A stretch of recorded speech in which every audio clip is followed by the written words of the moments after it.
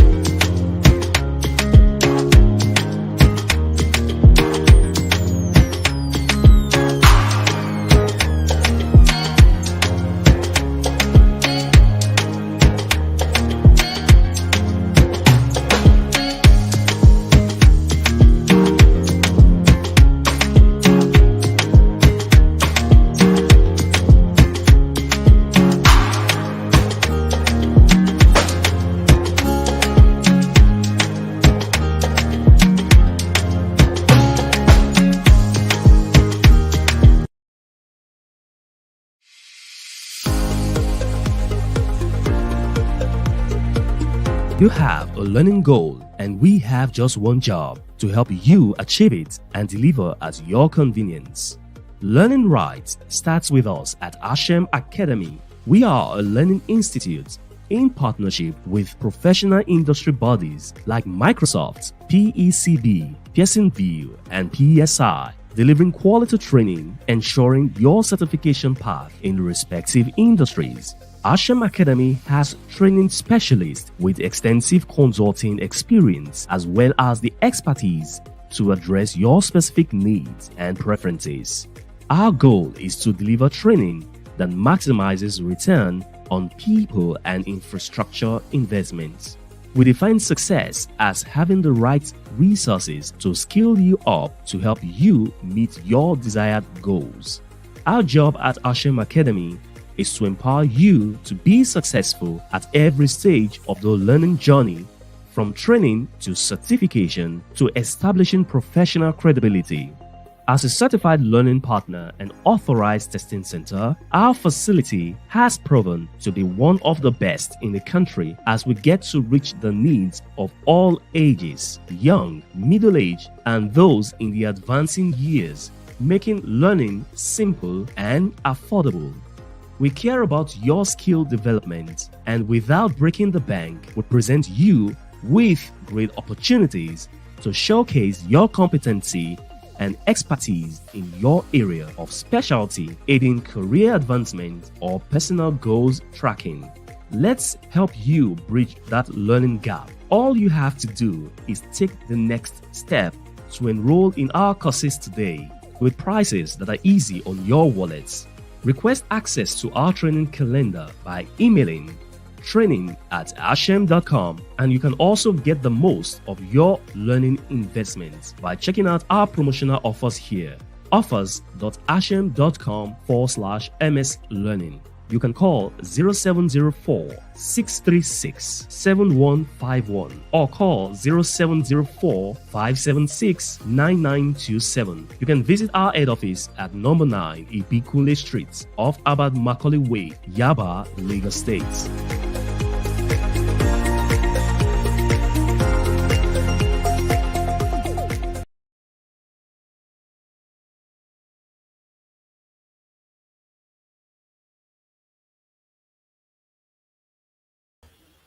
Hello, Dami. So you're saying something, but we cannot hear your voice.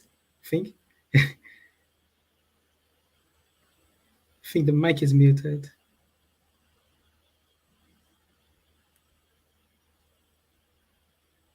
I think maybe just.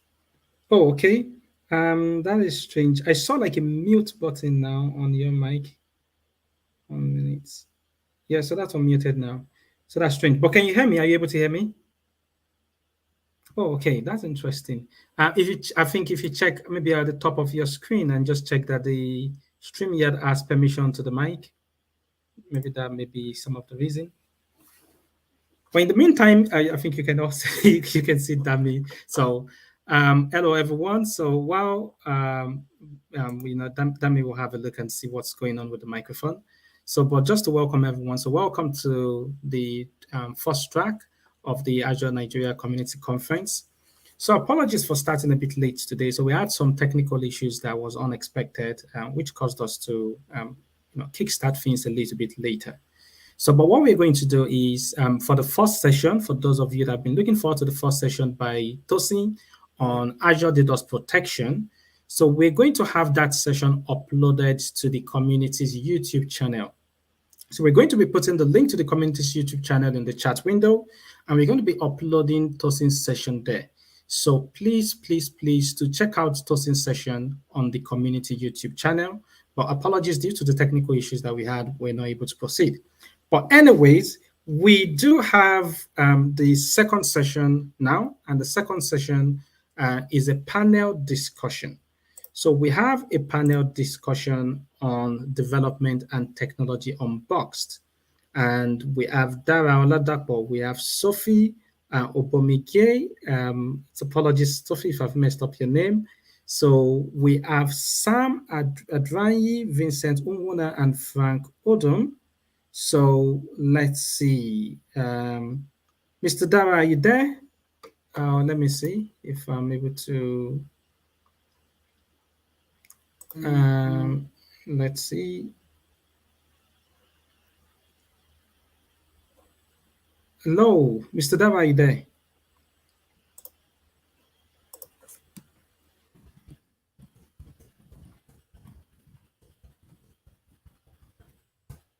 Okay. Hello, can you hear me?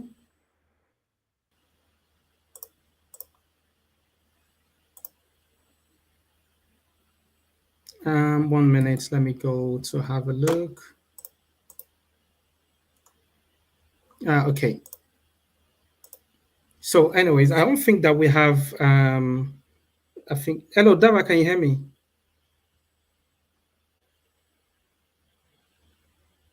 Okay, no, okay, so I don't think that we have Dara. Let me see if I've got Damilola back. Hello, Damilola, how are you doing? Is your mic good now?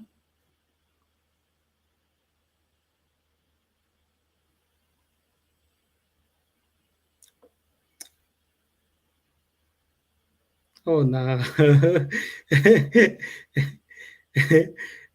So the gods of technology today decided to but let me see. Okay, so Davilola's microphone seems to not be. Let me see if we bring, let me see. Mr. Isaka Kukwala, how are you doing? Is your mic good? My mic is fine. Awesome. Yeah, we can hear you. We can hear you loud and clear. So yeah, how are you doing? Like what's your, so we just had like an amazing keynote from Scott Yeah. Hanselman. So where he talked about like a lot of things with regards to, just taking the legacy application and modernizing that. But in the midst of all this conversation, he was also sharing useful information with us on how he's able to take the technology capabilities that at his fingertips to solve a common problem or to solve common problems close to him. Like, Yeah. the one that stood out to a lot of people is sort of like around, the blood sugar level and all the other stuff. What's your thought around, like, around how all the interesting things that Scott discussed with us? What's your thought around that? All right. For me, there were a lot of take home from his session, because when he started, he started with a joke that he would like to disappoint us, that so much of our expectations may not be met, that we are looking for slides, and this time around he was not going to use slides, and it was full.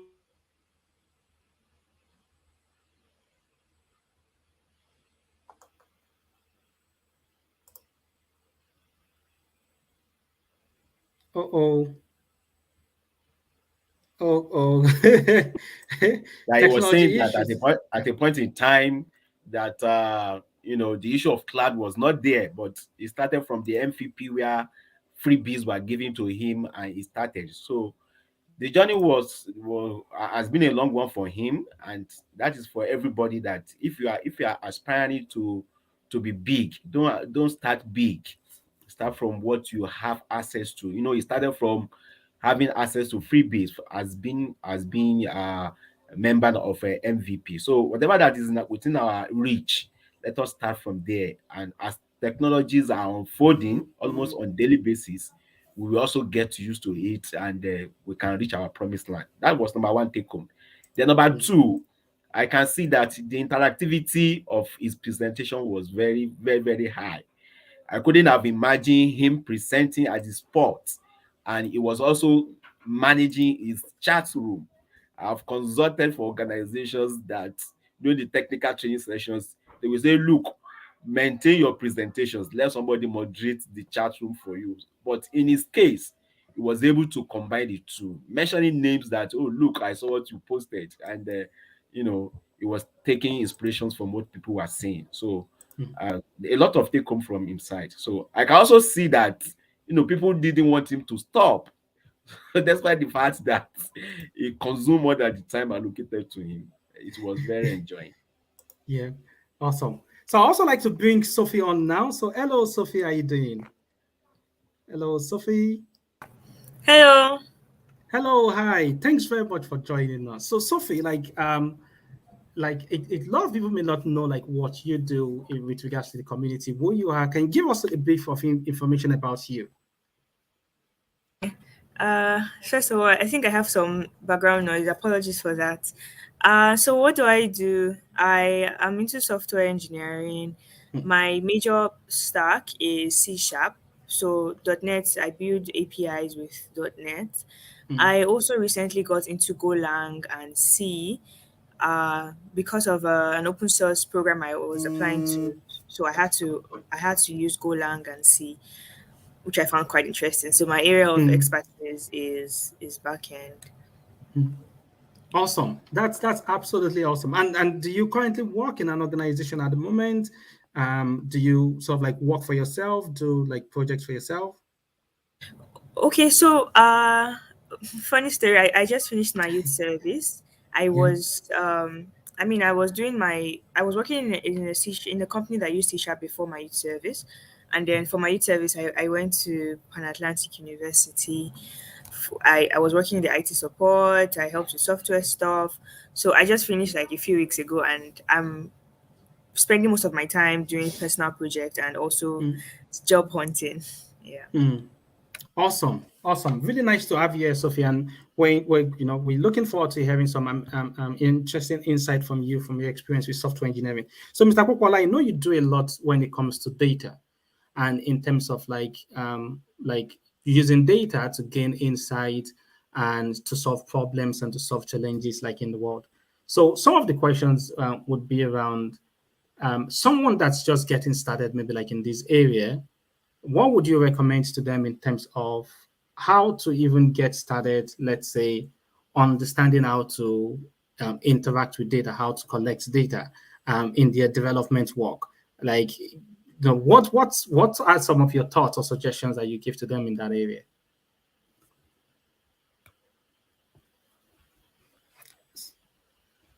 So I'm not sure if Mr. Pokola can hear the question. The question. Oh, your mic is muted now again. Sorry, I didn't hear the question. Sorry. Oh, sorry. So I'll repeat the question. I said, so I know you do a lot with data.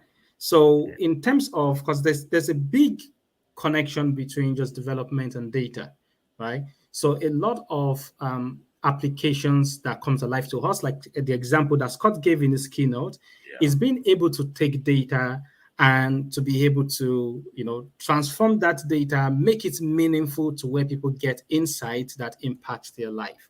So someone that's looking to see like sort of like where that link is between, let's say, development and data, how would you explain that to them in terms of, how both of them feed on each other to sort of like get value to people? All right. So for data, data can be an aspect of back end. It can also be an aspect of front end, depending on which side you are looking at it. For instance, if I'm a data engineer, it means that my working is more of back end.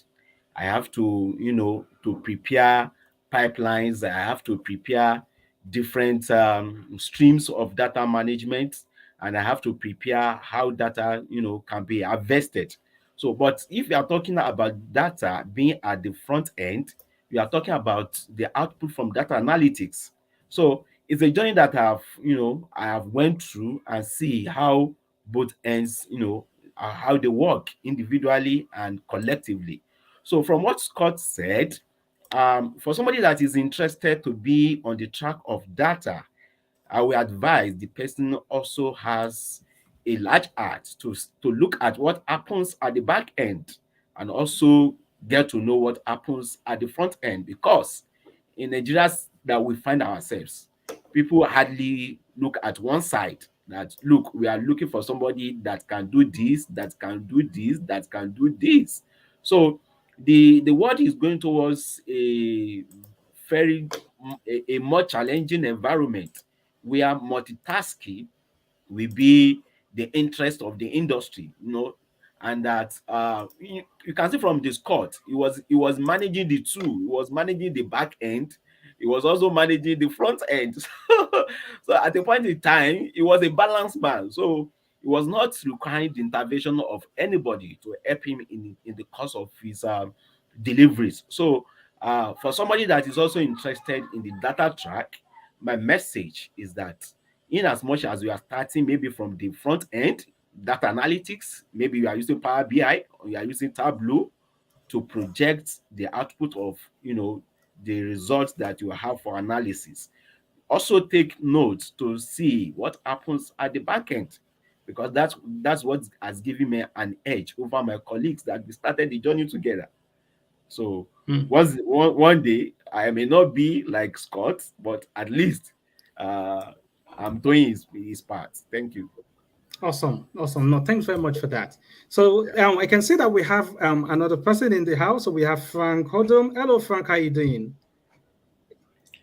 Hi, I'm doing good. Yeah, Yourself?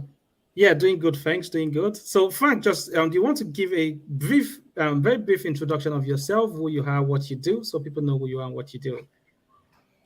Okay, so my name is Frank Odum, and I'm a software consultant for Accede. And Mm, basically, what I do every day is I help customers, build software that's mobile, web solution, and automation. mm. So, can you walk us through like maybe a simple day in the life of Frank, right? So, customers comes to you and says, "Frank, we have blah blah blah. We need to build something that does that," and then you just tell them, "Don't worry, come tomorrow. We'll be ready." Is that how it works?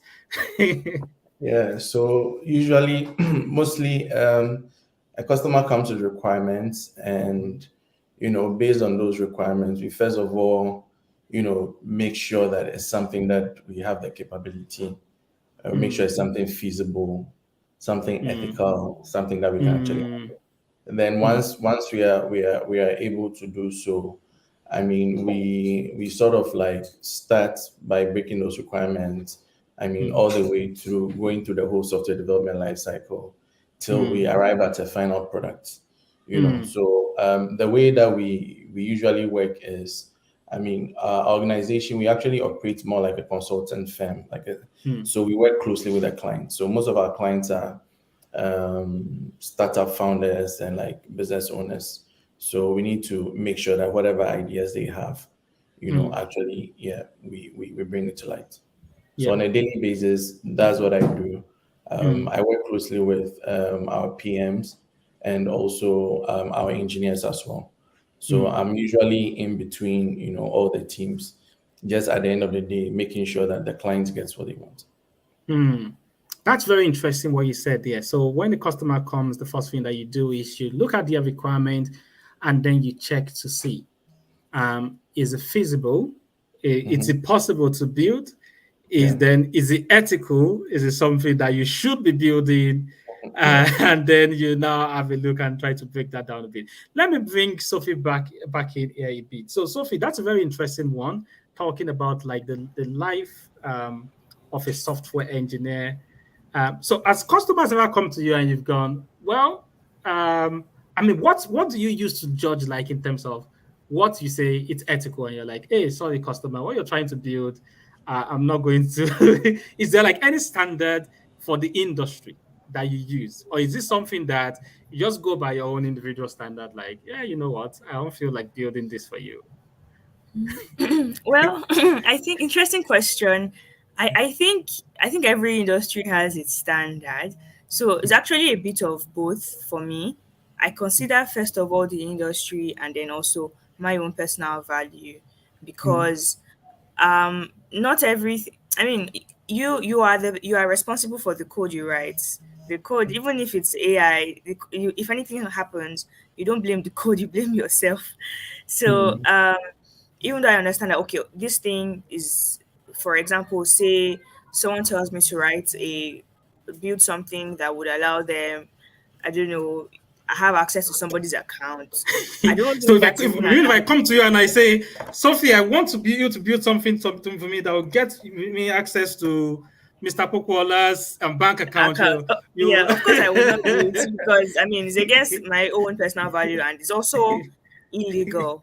So it's actually a thing of both of them. So like in the middle, I just find what is the standard in the industry and what is my own personal value, so that even if I build it, it still reflects me later on. If I add it to my resume, to my portfolio, I can defend it and say yes, I built this, whether it's allowed in the industry or I mean, of course, I would not go against what is allowed in the industry, but if it's allowed and is against my own personal values, I won't build it.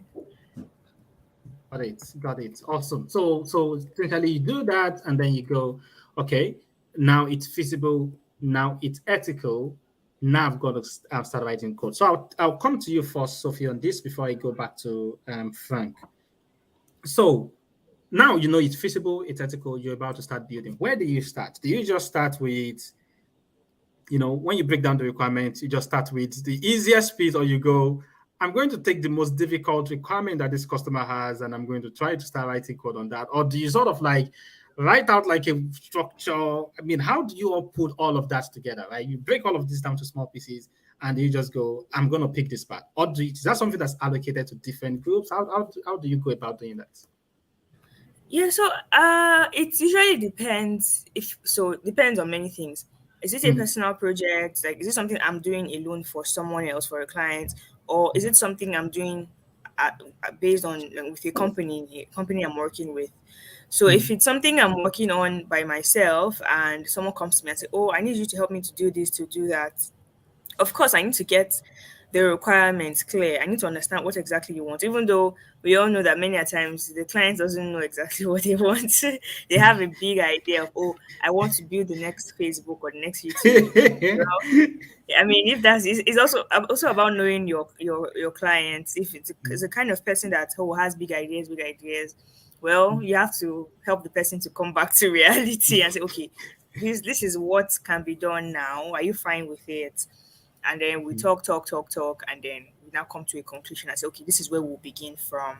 I mean, constant communication, and then so then now we now know what needs to be done. So of course, I will now go back to break it down for myself into like really really tiny bits.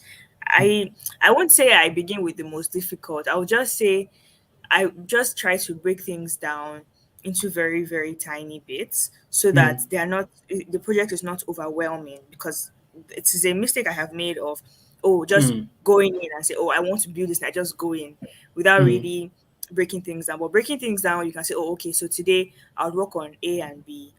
And also, I mean, I would have also spread it out across the amount of time, the timeline I have. I say, oh, I'm going to spend 3 months doing this, so I will do A, B, A, B, A, B. So of course, I'll give myself a lot of um, I don't know how to put it, like a lot of time. I mean, if the project's supposed to last for 3 months, it means that if it's supposed to take me 3 months to build a project, I will give myself maybe 4 months or 5 months, just in case of, because anything could happen. I could fall sick, family could fall sick, or I need to do something. I mean, anything could happen. So to Yeah. give a bit of time, buffer time, and then I try to say, oh, this and this will be done on this day.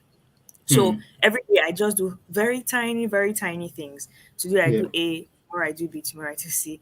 So yeah, Correct. so that. But then if it's in a company where I'm working with other people, of course, it's not just based on how I work and what I think. We'll have to have meetings, and we'll need to decide some things, and then we'll now come to a conclusion on how it should work. Yeah. No. Awesome. That's very, very useful. Thank you very much for that. So, Frank, let me come back to you because Sophie brought up a very interesting point, right? So, one of the interesting points that she brought up, which is something that it's a question of mine. By the way, also to the audience, if you have any question put your question in the chat window and I'll also ask them. So I can see some questions in the chat window, but I'll ask you a question first, Sam, Frank, and then I will read the questions from the chat window. So here's my question. So it's always bothered me like when people go, oh, it's going to take 1 week to build like this to write this piece of code. I'm like, how? Like I did development in university. Like my final project was on Java. I do a bit of development work with security stuff that I do with writing some red teaming tools but not like software development full time like that. I'm like typically when I start writing something and I get into like a small issue, it could take me like a week to figure out the solution to like one tiny issue. And here you have people like Frank going, you have like all your sprints and all your planning, and you go, this one is 2 weeks. Is that, how do you gauge that? Is that something that comes with experience that over time you begin to get better at that? Or is that something that, how do you figure that out to go, yeah, you know what? My planning is going to take 2 weeks, 2 weeks, 2 weeks, and you have your stuff by, 6 months. Okay. So I think with the timing, I think you've already answered one part of it, which is it comes to the experience as well. Because for us, we usually build. We've built a lot of like different apps because we usually work with bespoke. We usually build bespoke stuff.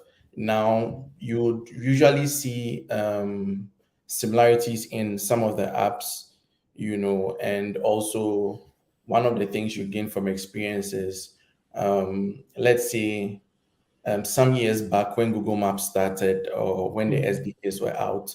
I mean, we hadn't at a point, probably used Google Maps before, right? But there was a requirement to, build an application whereby, a dispatch rider, someone can order a request to pick up something, a dispatch rider can see. And we had to use Google Maps, right? So one of the things I remember we did was we first disclosed to the customer that, hey, this is the first time, we are working with this SDK and this whole map thing. So we actually factored that into the timing that we need to wrap our heads around it, So one of the very good things, especially dealing with customers, is you need to be very transparent, right? In terms of whether it is doable or whether you've not done it before. Now, there are instances where we've had to build real-time, communication, just like we are talking now, where people can meet. It was a telehealth solution. People can meet and talk, send messages, attachments whilst they are on the call. So there's always a first time, right? But anytime you keep doing this for a while, once you meet that use case or that scenario again, you are able to easily, get over it. So the good thing about software development is, I mean, if it's something you do very often and you are meeting some of these problems you need to solve, what you need to do is you need to sort of be able to make certain parts of your, you need to have some building blocks, around some of the things that are very common. So you would usually have, let's say, somebody want to build a telehealth app tomorrow. We don't need to start from scratch. We have some building blocks. We just pick and we build on top. So based on that, it's very easy to, due to experience, you are able to, get your head around some of those things. But if in case you are not so sure, you need to just make a full disclosure to the customer. And then you sit with your team and you try and, wrap your heads around it. Every new technology has documentation. So that's why as a software engineer, it is good to at least be able to get good documentation, even if it's new technology, right? I remember the first time we worked on something that had to do with blockchain. We actually had to, learn a particular third-party service that we had to use to, solve the customer's problem. And they had very good documentation. So we're able to just, get through it. So as for the challenges, I mean, they will definitely come. But I mean, once you start building the experience and you start putting down some reusable code or some building blocks, you don't need to always start from the beginning.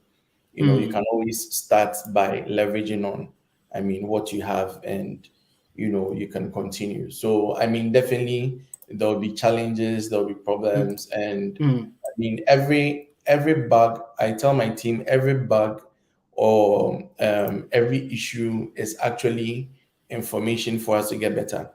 So mm, we usually don't, just throw those things away. If it's an issue, a bug that was raised, how do we go around solving it? Once we go around solving, we have all that thing in DevOps. Once you encounter it again, you can easily go in and pull in a query and see how you solved it the other time. Then you can got it. probably also apply it again. Awesome. That's awesome. No, thanks very much for that. So I can see that we're almost running out of time here, so apologies. But I do have a question here, and I'll bring Sam in here also. So hello, Sam. How you doing? Yeah. So, so oh, we can I'm hear you. blessed. Yourself? Oh, nice. Yeah, doing good. Thanks. Doing good. Thanks for joining. Awesome. So there's a question here from Infenyi, which I think will probably be one of the last questions that we'll take. So Infenyi asked the question. So it says, "Is a Python developer. He did his final project in Azure back in 2019. He built a hair quality bot, finished AZ on 900. It's from the East, and is looking to intern and to gain a key experience in the field. So, any suggestions that you have for Ifeanyi in terms of how to get internship and also how to get keen experience? Well, at least he started on a good note. He has he's not easy 900, right? Mm, mm, He's got the fundamentals going. Um, as to when he did that, that's 2019, correct? Azure has yes. evolved. Like there's been a lot of change. Mm, Even now, probably every month or two, there are a lot of features and new things coming. mm, But the only way to keep abreast, to keep fresh, to keep updated, is to make sure that he's leveraging or he's using it. He shouldn't mm, just use it for just a one-time project and pretty much end it. He should mm, keep using it to build stuff. mm, Just stuff around him, challenges that he faces at work. mm, And the good thing is now post COVID, there are a lot of remote jobs available for engineers and people. mm, Certification is a good way to do that, and it's good he's mm, done that. But to get better, to get experience, to get good at it, you have to mm, use it. You just have to keep mm, using it. So you might mm, probably have built a bot. That's fine. What's next? Look around you. Are there problems, in your, around you at home, at church, mm, at wherever? Just look around you and mm, use that as kind of like a case study or a scenario to leverage what you've learned to build tools. And you'll be mm, surprised. A lot of people have found jobs on LinkedIn and social network just because they posted their own learning project. You mm, know, a couple of months ago, there was this guy who had just started learning React and UI, and mm, he had thought of the fact that on WhatsApp we tend to look at statuses a lot. So imagine a business, kind of like a catalog. So you mm, display your product there. Imagine you being able to buy, that item right from the status or adding it to a cart. And now it's a feature in WhatsApp, mm, and he got mm, a lot of offers because that was like mm, smart thinking. So mm, keep learning, keep using it, keep practicing, and share what you're learning and share what you're doing. Because in this mm, modern world post COVID, people are getting a lot of opportunity just by sharing what they know and what they are doing. mm, So that'd be my advice for him. He shouldn't just keep it in the house or keep it to himself. He should keep learning, doing stuff, sharing, volunteering in the community. For mm. a solution you would have built and shared will probably be something that a company or a recruiter or someone is looking for to do. So that's just my piece of advice to him. Nice. So to keep it like in terms of this key point of what you said, keep learning, keep building, keep Yep. sharing, and Yeah. then volunteer. So hopefully Yeah. that gave you some good answer there, Ifeanyi. So let me just go around to all our panelists for today for the final question. So before we have our next speaker who is already in the studio, Armando, who we'll be bringing in a few minutes. But just to go around in terms of that. So software development in West Africa. What's your view? Optimistic, pessimistic? Things going to get better? Are things going to get bad? Are we going to lose all our talents? Everyone, everyone's going to be gone. We're only going to have Frank and Sam. What's your thoughts? Optimistic, pessimistic in the next few years? Uh, Let me just throw this, and it's it's very optimistic. Mm, It's very bright. It's I think we are the future of tech.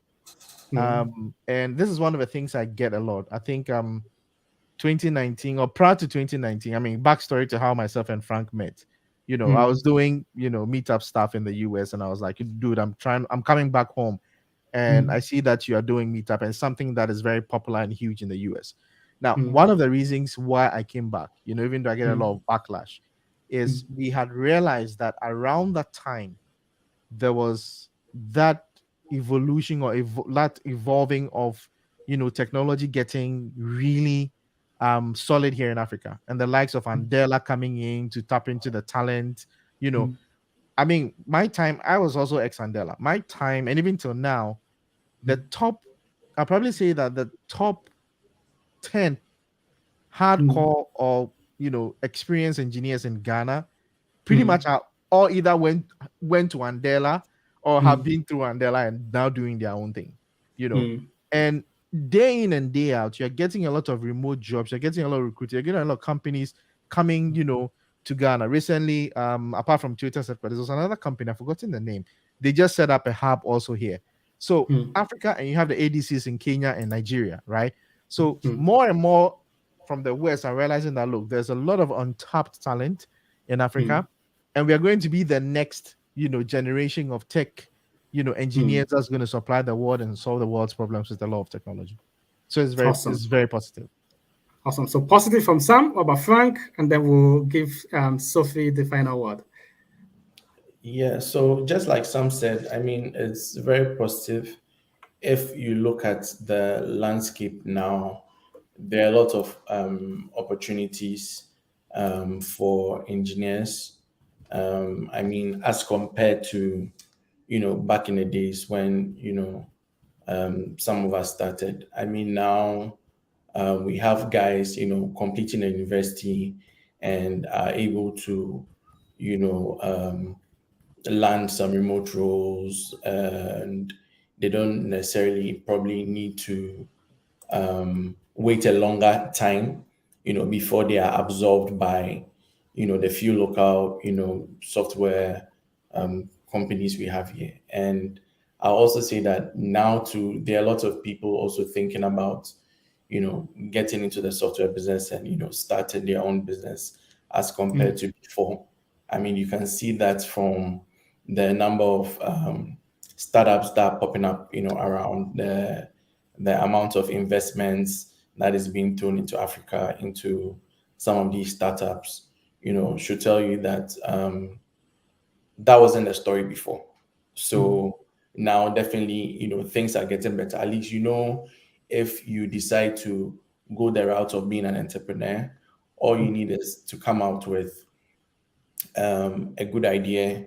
And I mean, once you have a very good idea and you have some traction, there's opportunity for funding, right? mm, That was one of like the major problems, you know, um, way back, scaling mm, your company, right?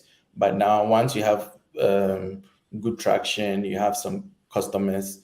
I mean, you could have investors, pump into your business and help your business scale.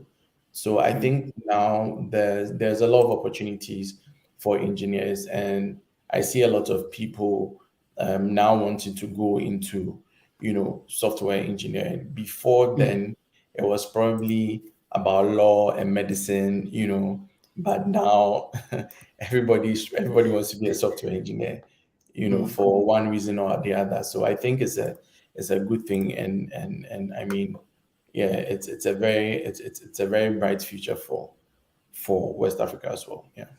Awesome. Awesome. Thanks very much for that, Frank. And final word to you, Sophie. Okay, great. Nice hearing the opinions of Sam and Frank. And I also agree that the future of software development in Africa is quite bright for many reasons. I mean, of course, being realistic in trying to solve the problems that we have, but I think it's optimistic because number one, our our human resource, I think, is one of our major advantages. We are so many. Um, so, but then I think even with that, something that needs to, I think it's something everybody needs to work on is the thing of quality. So not just jumping into software development and say, oh, I'm a software developer, and not putting in the effort to like do the optimal work. That's, I don't think that's something that an organization or a company can fix. I think it's an individual mindset thing of like improving your quality of code. I think it's also something that everybody is trying to learn, and everybody should learn. I also think, like Samuel mentioned, the thing of remote work. Many people prefer, especially in a city like Lagos where the traffic is crazy. People would prefer to stay at home than going through the heart attack of being in traffic all day. So yeah, so remote work is also a good reason why many people decide to go into software engineering. I mean, because it's one of the fields where you can do that. And then also, still on the point of remote work, if we should be very honest, I think it's a win-win for both the international companies and the local talents because of the exchange rate. um, yes, that's so. Anyway, I won't go further into that, but I think that is one reason Yep. why the whole thing of remote work is advantageous to us Mm, and to them. I mean, on both ways, the yeah. exchange rate on both ways.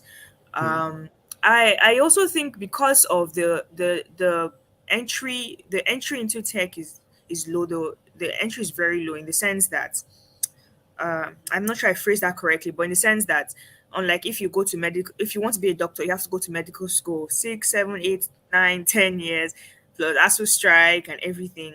But if you mm, want to go to software development, you can just start learning from home. If you want to do some training, that's great. If you have to spend money, wonderful. But it's easier. It's a field that is easier to get into. But mm, then also another problem is the whole thing of like labeling people. I think it's something that mostly the guys go through of, oh, I mean, with the police and everything, you carry a laptop and they're like, I'm a programmer. They're like, are you a programmer or are you a fraudster? mm, So I mean, I think that's one problem that we also need to figure out a solution to. I mean, mm, trying to help people to understand the mm, field of software development, because just the way it had to go through a phase at the beginning of in the US, and I mean when it all started, I think is also something that needs to grow in Nigeria. Understand the understanding of the field. yeah. Yeah, and then the thing of jobs, my only concern is how you need experience to get a job, but Mm, you need a job to get experience, mm, which is something I'm currently battling with. But I also think that one solution that somehow has come up is the thing of open source and how mm, you can work on open source projects, and mm, you don't need to say, oh, in fact, it's even more powerful an evidence of your skill, because you if you work for an enterprise, for a company, you can't show them the code, you can't show your during an interview the code you wrote there because it's mm, for a company. But with open source, the code is public, they see how you're working, they see that, oh, you're collaborating with people, maybe you did this mm, hackathon or you did this personal project. And mm, yeah, so and then also another thing about open source is how it connects you with different kinds of people, and how you mm, can get to work with different kinds of people. So yeah. yes, that's really it for Awesome. me. Yeah. That's awesome. Those are very, very, very good points. And I do recommend that everyone just goes back to watch the session. Lots of very good points that's been made. If you have someone that's sort of like considering some of the good points, ask them to watch, surface points at the end. If they're trying to figure out the life of a software engineer, ask them to watch, Sam's points. And if they're trying to figure out how to grow, ask them to watch Sam's points. So thanks very much to the three of you. Really enjoyed having a conversation with you. But right now, we're not going to be taking a break. We're going to go right into the next session. So we have our next speaker. He's been patiently waiting to deliver a very interesting session to us in the backend studio. But for now, thanks very much, Sophie. Thanks very much, Frank. Thanks very much, Sam. Have a lovely day and see you next time. Bye for Thank now. you. Right. Yes, bye. Bye. Yes. So let's go ahead and bring up our next speaker. So our next speaker, his name is Armando. Armando is, he's got a very big name in the community. He has about 30 years of experience in computing. So he also has a passion for teaching. He has a passion for community engagement. And Armando is going to be speaking on let's keep it private as your networking cases. So this is one of the topics I feel people have been asking me about personally. So I'm excited to listen in on myself. So let's bring on Armando. How are you doing, Armando? Oh, I think your mic is muted, but we can see you. So, but let me go on mute mic. How about now? Nice, awesome. All good There now. we All go. good now. Yes. We have Thank a you very joke much for here. joining Every us. time you speak on a mute mic, you have to drop $1 on a bucket. I'm going bankrupt. Thank you for having me here on your event. That's really good. Yeah, we're really, really excited to have you here. And again, we're looking forward to your session. So Oluwatosin just asked in the session is like, when is Armando's session starting? And I replied to him now. So Armando, over to you. We're excited to listen to your session. I'll let you carry on. It was a great conversation before my session. I was hearing from here. I'm a guy from Brazil, so we also face some of the challenges of a third world in development country. So I'm glad it's working for you there too, guys. That the computing is bringing new opportunities for everybody. So I loved hearing you guys talking about what's going on in software engineering opportunities down in Nigeria. I've never been to your country. I really want to be there someday. I have flew over when I went to Bahrain and from Sao Paulo, from Brazil. So the plane went over your country. One day I will make a stop and we'll have some chat in person. And guess what? This conference, starting from this year, it's going to be a yearly conference, and we're hoping that in the future conferences we're going to be able to get enough sponsorship to be able to also arrange for remote speakers to fly in. So hopefully, maybe next year. Hopefully next year. We'll see. All right. So welcome to my session on Azure networking cases. I tried to make an attractive title. Let's keep it private. And the idea, it's one of the struggles that companies have. And there is always this debate. Some companies are like, I don't trust the cloud. It's my data, my services is there in another data center, and they're facing the public internet. So how do I go about this? How do we do this? I don't want my data facing the public internet. So this session, this very short session, is just 30 minutes, right? Do we still have 30 minutes? Because we start like 10 minutes late. Do we still have 30 around that? Let's see. He will answer me later. David will answer me later. So yeah, in case there he is. And gone. Oh, sorry about that. Yeah, no. So yeah, all good. 30 minutes. All right, perfect. Oh yes, yeah, that's fine. Yes. In case you want to get in contact with me later, guys, here's my social media connection. I'm pretty active on LinkedIn. My Twitter handle is much of a echo from my LinkedIn. I usually post there and reflects in LinkedIn. If you want to send me an email, that's fine. But who sends email nowadays, right? We all do social media, so forget about the email. Just a little words about me again. I am a Microsoft MVP, which means that I've been awarded by Microsoft for my community work on sharing the things that I know, sharing my knowledge. MVP, it's a Microsoft award. It's a gift they give to people when you do what you're doing here, right? When you share your things and you get noticed by Microsoft, share your knowledge in terms of technical approaches and inclusion and all of that. So they noticed me and they've been awarded me of being an MVP for 3 years already. And it's a great honor. I'm also a Microsoft MCT. This red one here is the MCT, and the MCT stands for Certified Trainer, which means I love to teach classes on technologies. I've been doing that for over 30 years.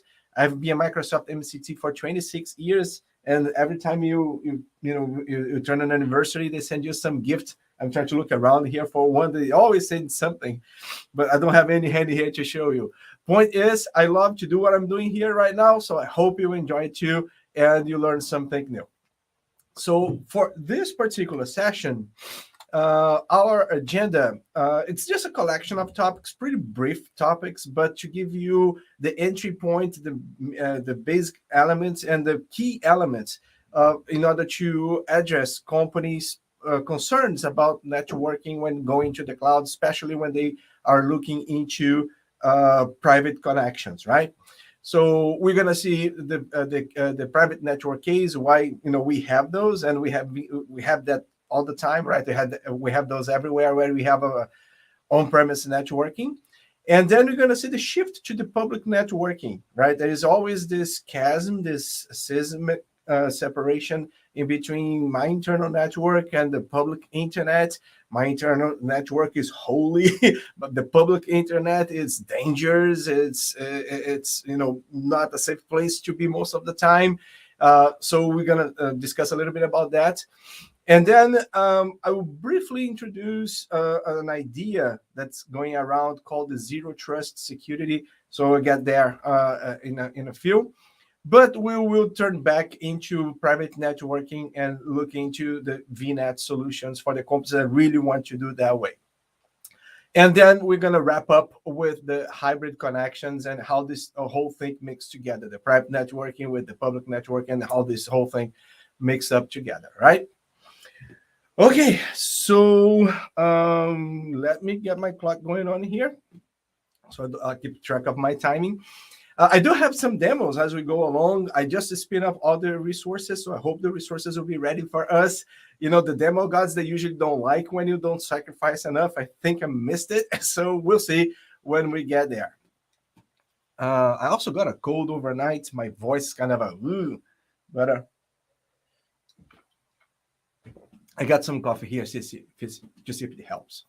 All right, so let's start in a common place. We all have seen something like this. This particular design here, I was lazy. I just went to Google Images and searched for some WAN design and put it in here for us just to get a common point to get started with. So this, you have seen this, right? This is a design of a company. I'm here in California. I'm from Brazil, but I live here in California in the United States.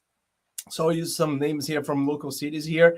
So this is a hypothetical company that has an office with a network, a local area network, a private network in San Francisco that is connected to another private network in Los Angeles that is connected to another private network in San Diego. So that is a very common thing, right? You get a company, the company may have a big installation, big building, perhaps a big campus.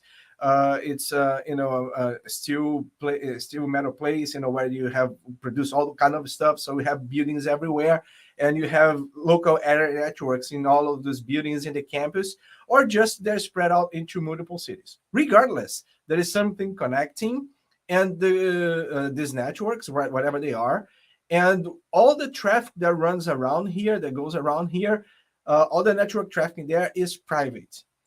Why is it private? Because it is assigned an IP address that is not routable, right? The technical term is routable. It means it cannot be sent over the public internet. And I did have a slide here waiting somewhere for that. Let me see if it's still around. No, it's not there anymore. I think I left it somewhere else. All right. So this private network, they have specific IP addresses. Usually they start either with the 10 IP address, 10 dot something, or 192.68 or 172 something, right? So it's a private network. The whole idea is that the consortium that rules over the internet, they define these standards over the internet. They create this standard to make sure that companies would not have to worry about their data being sent out to the public internet. So if you use a private IP address, your data cannot be sent over the public internet. The routers in the public internet, they are set up not to relay packages with private IP addresses. Okay, we all know that. We all have seen that. And life was good when the things were doing like this until the cloud came along. So when the cloud came along, it was like we have the public internet. The public internet was mostly for entertainment. I'm sorry, mostly for entertainment. We had YouTube, we had Facebook, we have Instagram, and a lot of things before these services. And when we have a need of corporate communication over the public internet, we create all kinds of security elements, right? We do IPsec, we do TLS, there are all kinds of elements that can connect my private network to another private network over a public link with some degree of privacy, right? Of data being sent over, but encapsulated, encrypted, and therefore it cannot be seen by anybody else.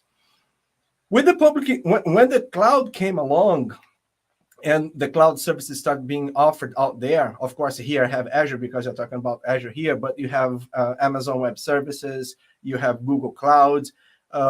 Believe it or not, there are hundreds of other cloud providers out there. They're either niche or they offer very specific services. There is a proliferation of cloud providers specific to host containers. So if you look around, you're going to see those in there.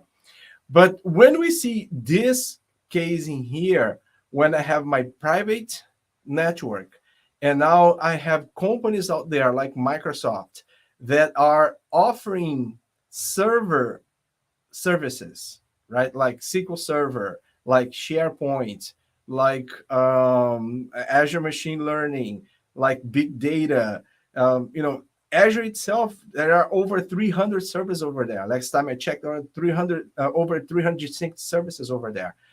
So instead of me buying new hardware, deploying to my local network, I now have the option to deploy that piece of software, right, that service in the cloud as a service.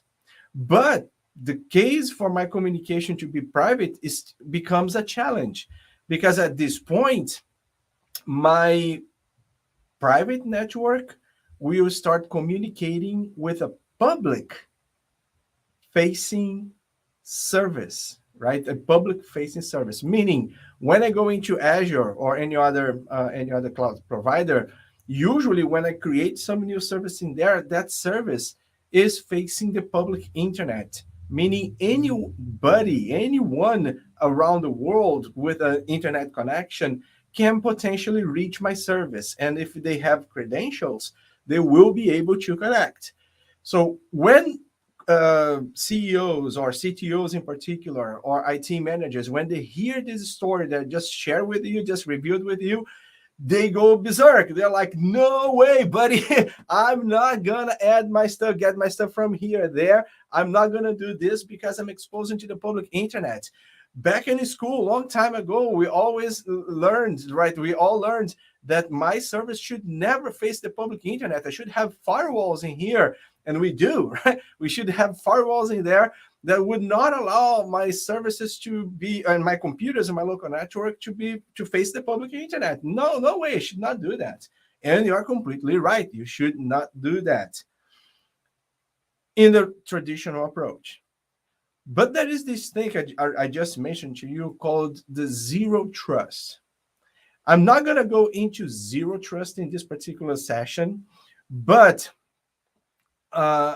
make note to research later what zero trust is. If you're not familiar with it, what zero trust is and how it impacts your company's design for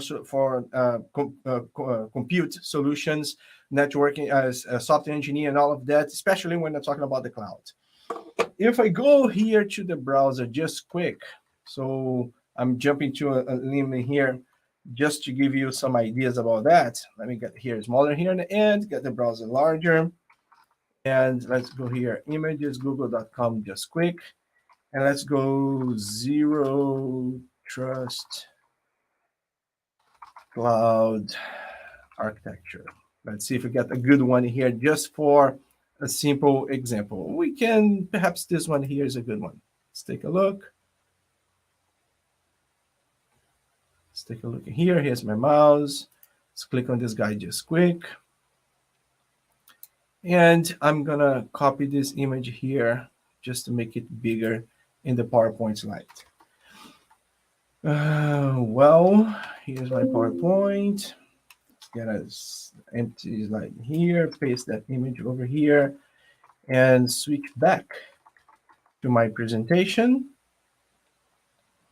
Let's get this guy as it was, and I think is the next slide in here. There we go. So the idea of the zero trust in here is it's like you have heard about VPNs, connect VPNs. We just reviewed how private networks are supposed to work. The idea of zero trust is forget all about that.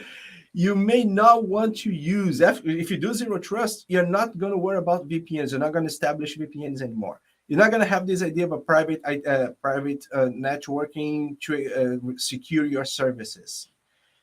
The idea there is to always validate. I think I have the cursor here. Let me see. Yeah. The idea there is always validate any incoming requests to your service on the fly, one by one, in a granular way, and always never trust. You always revalidate every single package coming in to make sure that's a legit package, a legit request, either from regular users or IoT devices running out there, or some other kind of a compute element that's trying to get into your resources. So I highly recommend you to take a look on zero trust, because people are doing zero trust all the time nowadays. I mean, all the time. Look at this. If I go back to my browser, I just open up this guy here, right? So if I go back to my browser in here, and I go to like office.com, I'm looking at my account. I think this is my personal account. I'm looking at my account in here. And you know about OneDrive, right? So if I go in here somewhere, I should see OneDrive here someplace, which I'm not seeing, but it's there somewhere. Let's see if I can find it. Come on, Armando. There we go. Let's see if I can find it over here. There we go, OneDrive. So if you have heard about OneDrive, OneDrive is where you save your files, right? When you create your files in PowerPoint, Outlook, whatever file you have, you can save your files there into OneDrive. This is like a shared folder server that I would have on premise that would be protected under private networking and firewalls and VPNs, but it's right here in front of me in Microsoft data centers, and I did not have to establish a VPN connection to get to this. I just connect to my account. I got validated by my account. Microsoft doesn't trust anybody, but they found enough evidences in my connection that that's me, and now I have access to this. This is facing the public internet. You from Nigeria, you could try to get to my OneDrive right now, but you're not going to succeed. Why not? Because of the zero trust policies that are around this public-facing internet service, which is OneDrive in this case. So point being here is when we do, let me get this bigger again. When we do this, when we are worried about private networking on public internet in this hybrid connection, we're doing this because we have to deal with some legacy, or it's sometimes not nice to say legacy because it sounds like it's old. It's actually very current. We are in the period of a transition, right? We are transitioning from local private networks to zero trust public facing services everywhere. The rest of this session is going back into this case, right? Into the case of the hybrid one, to keep the conversation private, like I titled it. But I really want to emphasize the point that you should, if you are a network engineer, if you are working to, looking to get your company to the cloud and start looking into other things, you should look into how we can better implement or best implement zero trust policies to your services. Keep in mind, Office is zero trust, Power BI is zero trust. Everything outside Azure is pretty much zero trust and cannot be isolated in terms of traffic, right? It's always zero trust. So keep that in mind, all right? back to the original topic, back in here, the point is, I really want to take advantage of the cloud. I really want to deliver services in the cloud. Like in this case here, I have 3 services: an Azure SQL database, a storage account like a data lake, and big data processing using Synapse, right? Either the Spark engine or the dedicated SQL pool. I want to use these things in here because if I want to have a big data processing on premise, I'll have to invest like a couple dozen $1 million, right? In order to have the kind of capacity that's in here in Synapse, it will cost very high to have just the hardware, besides installing the software and then get the thing to work, right? To just go into the cloud and in 5 minutes you have a service running with all that capability. It's mind-blowing when you go back 8-9 years ago and you see people here in San Francisco, like companies investing $3, $4, $5 million on a collection of services and storage appliances just to get this thing here, the ability to do what this guy does. So of course I want to have this, but again, when I create these guys, when I go into Azure and create these guys, it goes public. It's facing the public internet. So how can I get the conversation private? How can I get my data, when I get my data into these elements, in a way that people from the outside world cannot, from the public internet, right, cannot really see it? In very specific ways, in some businesses, I must guarantee that these guys, they don't have public IP addresses. They only have private IP addresses. So how can we do this? The solution for that is this icon here. I did not put the name in there. Sorry about that. Is this icon here that's called the VNet. So Azure allows you to create a private network perimeter inside the public network of Azure, the public network perimeter of Azure. Meaning, if I go back 1, 2, 3 slides here, one more, there we go. If I go back these slides in here, you see there that my those locations. 1 second, let me make sure that this thing here is correct. Yeah. If you look into here into this design, right, each one of these locations, they are private locations. So that VNet that I have in my design there, that is going to show up next, that VNet is going to be like one of these LANs, but not in San Diego, not in San Francisco, not in Los Angeles. Will be one of these local area networks in the data center, in the Microsoft data center of my choosing.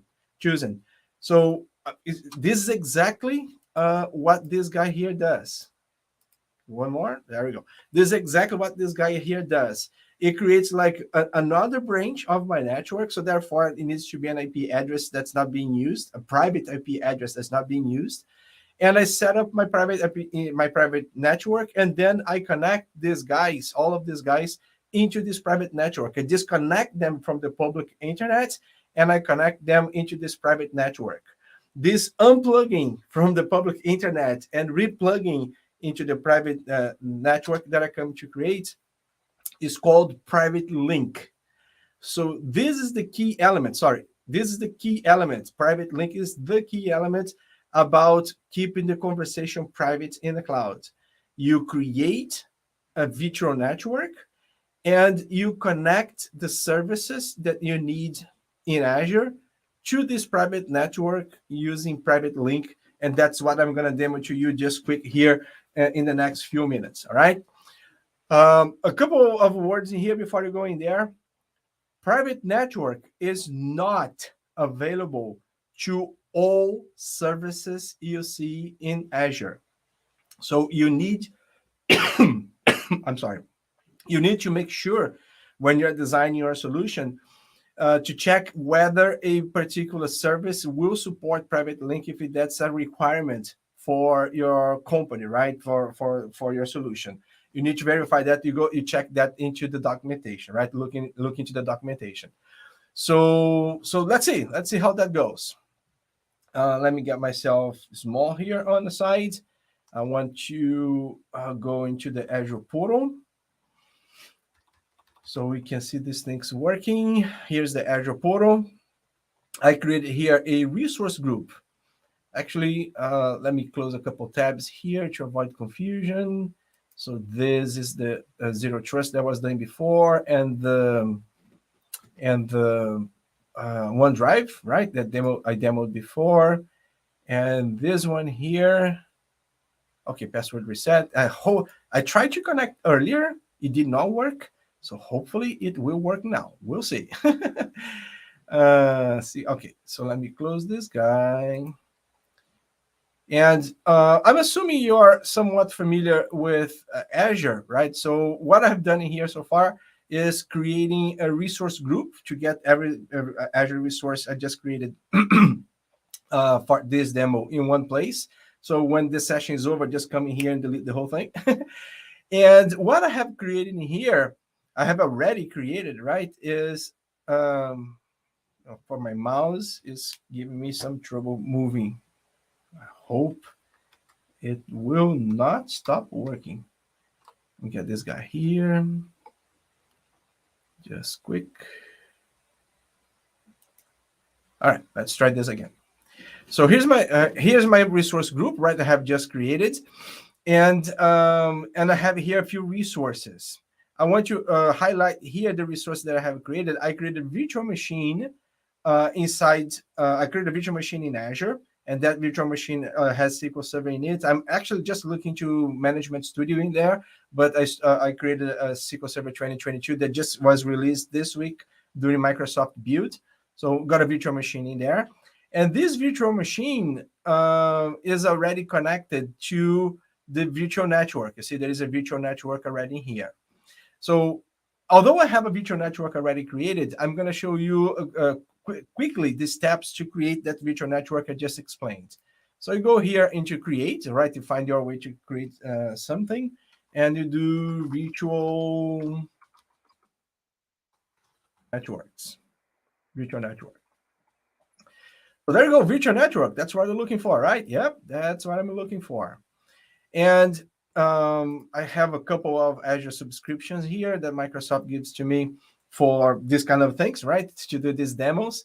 And I have my resource group Nigeria. I can go ahead and create a name for my virtual networking here, like demo01 if I want to. And in what region, in what data center, which Microsoft data center this is gonna be created, right? This option is very important because the other services, they need to be in the same region in order to connect to this VNet. You cannot connect services from other data centers in Azure to a VNet that is not on the same data center, right? Or I rather say on the same region, because the region has multiple data centers. So in the same region, they all have to be in the same region. And after that, you go into the networking address that we just discussed, right? When you're creating your VNet, and if you're looking to that hybrid to connect your local data centers to the VNet that is up in the clouds, you must use an IP address that has not been used internally, because you're gonna need to route this traffic later, right? So make sure you use an IP address range for the entire VNet that can be routed into your internal network. Something for you to research later: a virtual network is always splitted. It is always split, divided into multiple, what they call here subnets. You see, subnets. So notice that here is 10.1 with these two guys here for subnets.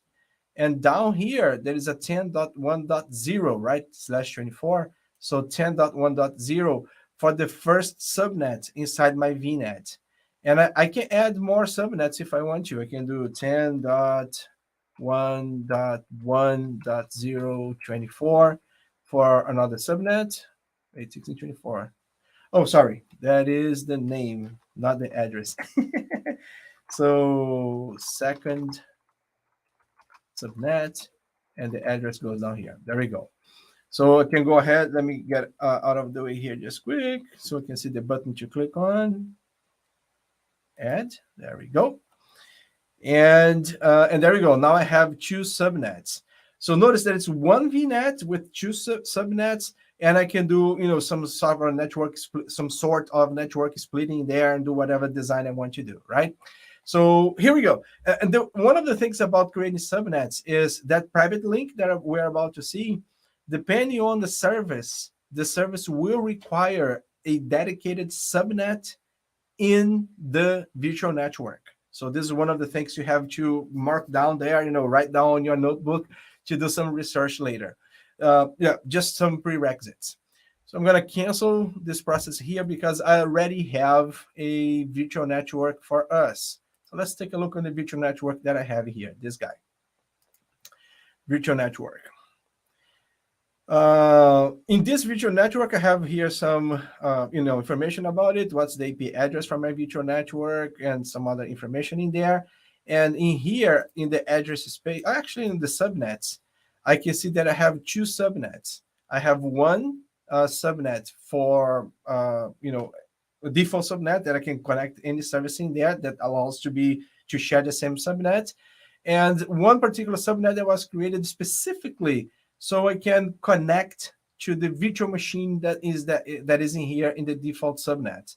So if I look here into the connected devices, I see that I have a network interface, a network card, like a virtual network card, a network interface for my SQL Server virtual machine. So my SQL Server virtual machine is already connected to that VNet, and it's isolated inside that VNet. I cannot RDP. If I go here and call, what is it here? If I go here and call remote desktop connection and try to connect to the VNet, to the virtual machine inside my VNet, I can't because it's not public exposed to the internet. It's really locked down. If I go back in here into my resource group, I will see here in the resource group, what is it? Down here a little, there we go. I can see here in the virtual machine configuration in the networking that my virtual machine is connected. Let's see down here. My virtual machine is connected to... I thought it did not have this. Deployed succeeded to... Oh, network quarter. No worries. Yeah, it's not supposed to have. It's not really exposed. There is a public IP address to the one element in there, but this is the IP address of my virtual machine. So I cannot really connect it to that guy. It's not supposed to be connected to the public internet. I did remove that one. Really? Actually, no. Look, it's there. I missed some step in there. This virtual machine is not supposed to connect to the public internet.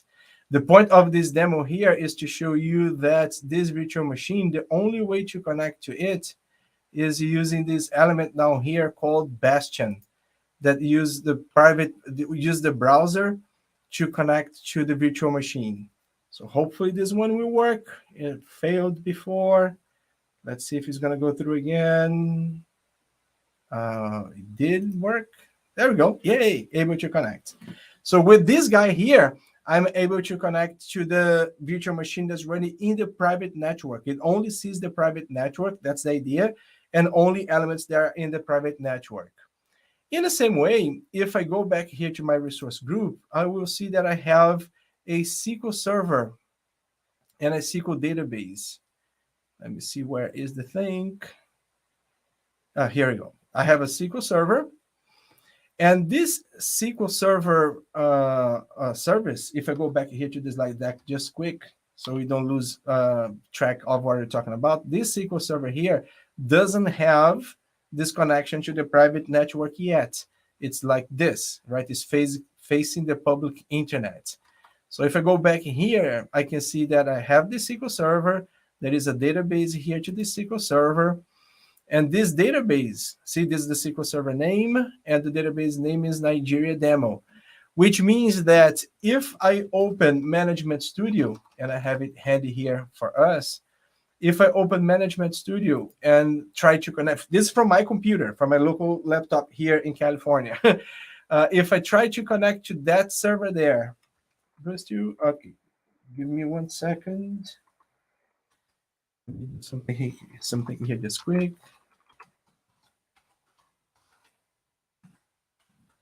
Call this app here. It will help me doing some zooming. Click back here. There we go. Mouse. Here's the mouse. So if you see here, actually, let me click off so it's better to read. If you look into here, I'm connecting to that SQL server that is in Azure, right? This suffix here is an Azure suffix for the SQL databases.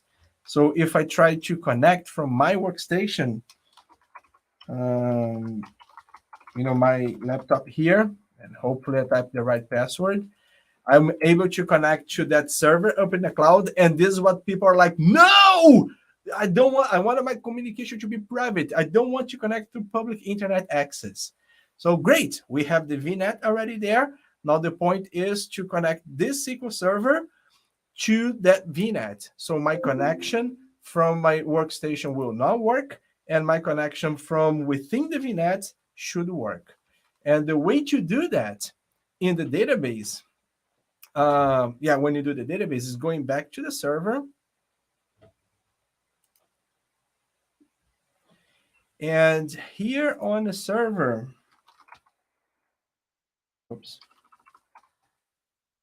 here on the server in the networking,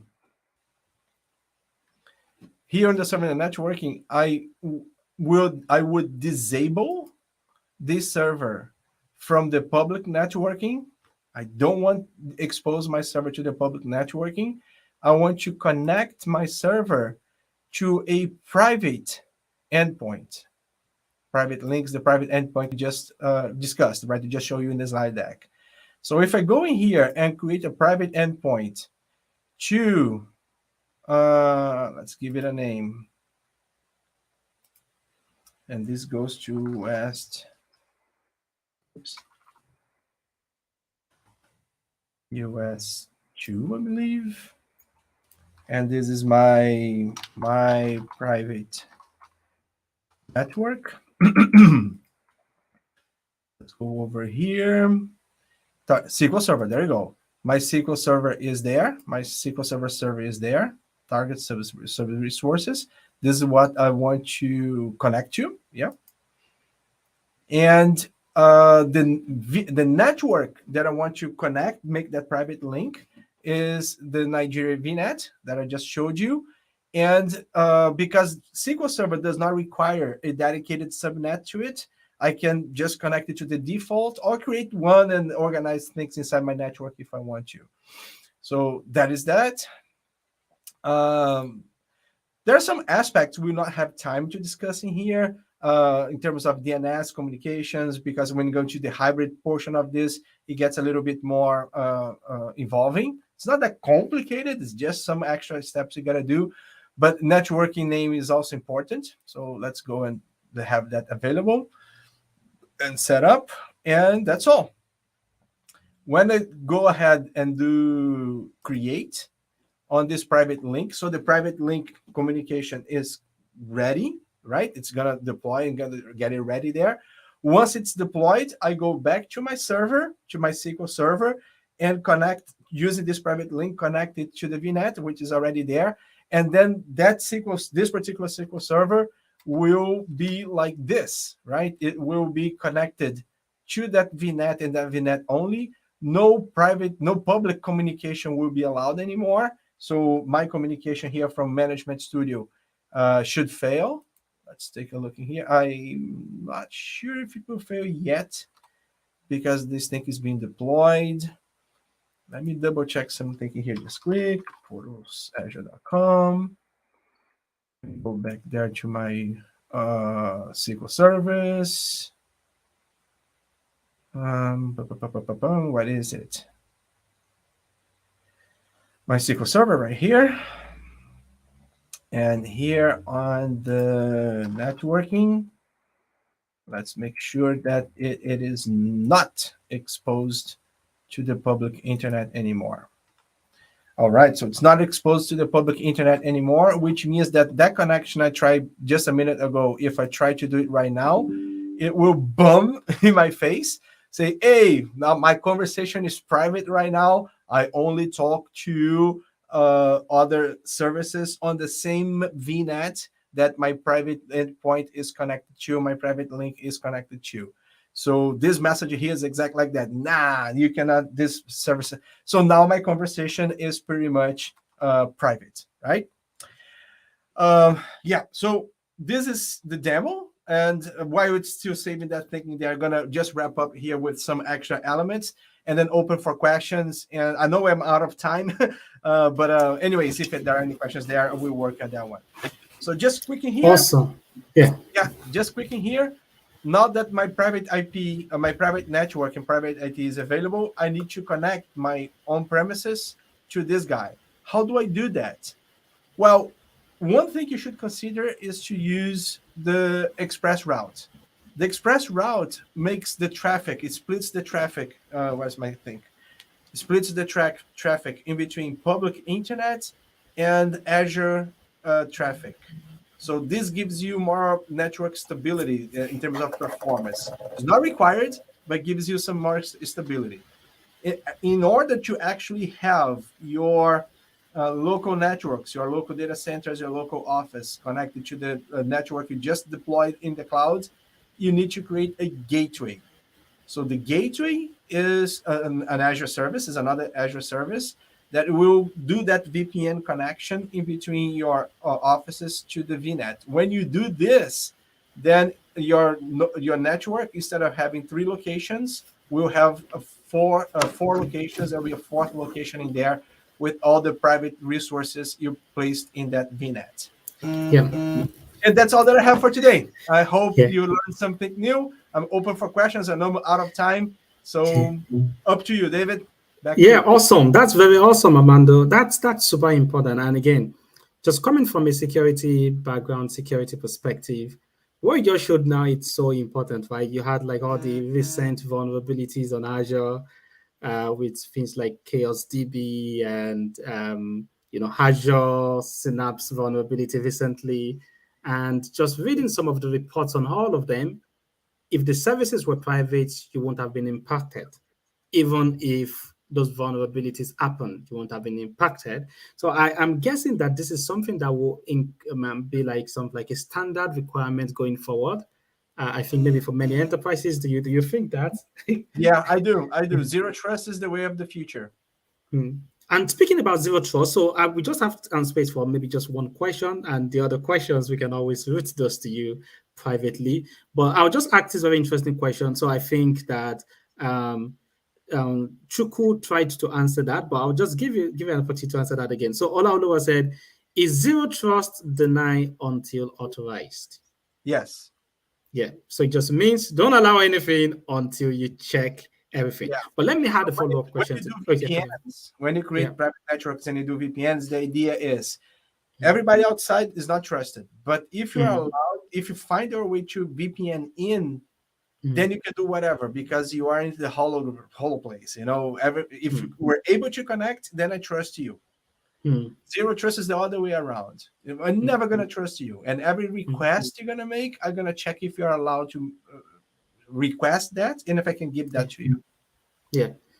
I have a follow-up question on that. I know we are, but I have a follow-up question on that. Okay, just coming from like the security cloud background, is that something that, how do you think, like in terms of like that collaboration between dev and security when it comes to in an area like this, when it's like, okay, we've got to make sure that everything is all authorized.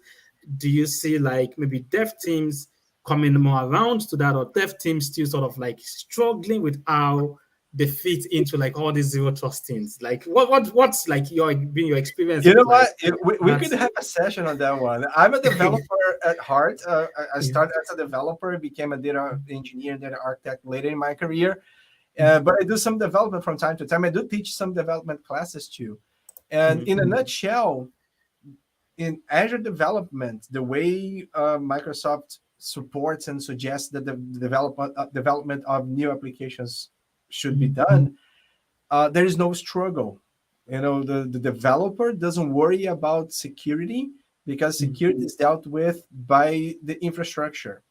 So when you create like a web application and you deploy to Azure, you're gonna give an ID to that web application and manage identity, and then infrastructure will handle where that application can reach, right? Where it can reach, what it can connect to, and what permissions are in there.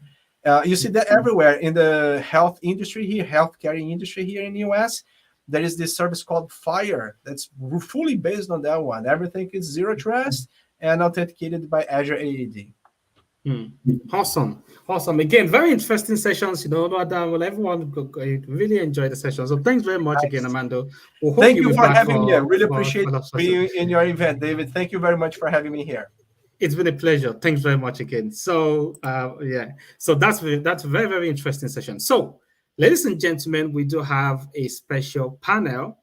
They're already in the back studio. We have a special panel made up of security experts. I mean, security experts from every realm, right? So we have Joylynn, Joy, Maryleen. We have actually thinking about that. You have Joylynn and then Joy and then Maryleen. So we can actually go Joy, Maryleen, Joy. Okay. Anyways, so we've got Mezie, Emelonye, and we got Chiugo also in the backstage. But before we get into the session, we're just going to get some short messages from some of our sponsors who made this amazing event possible.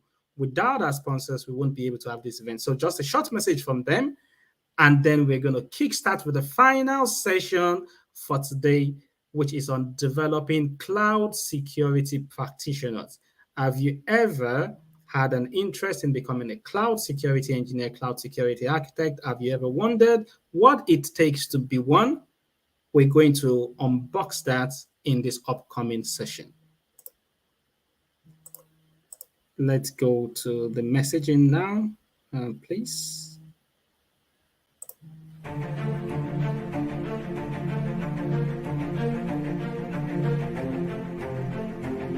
Welcome to the Pride of Symbols, a people driven by the passion for excellence and the courage to take on big challenges and see them through.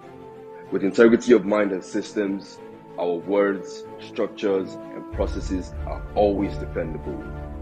We are proud of who we are, what we do, and what we stand for. Firm is our commitment to the vision to build a globally recognized distribution company and to become the key driver of trade revolution across Africa.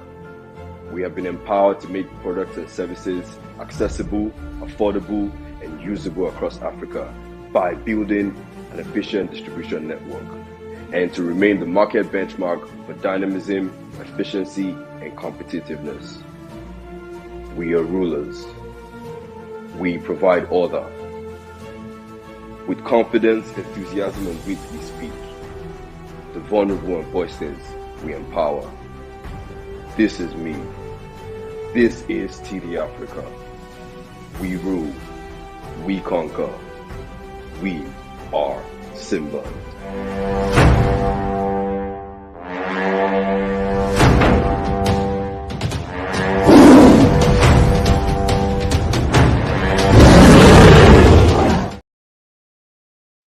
Digitization simplifies the way we collect data. Organizations collect data from multiple touchpoints to enable them to make effective, profitable, data-driven decisions. Yet, a lot of data just sits there. Why? Well, organizations operate two systems: operational or transaction systems and analytic systems.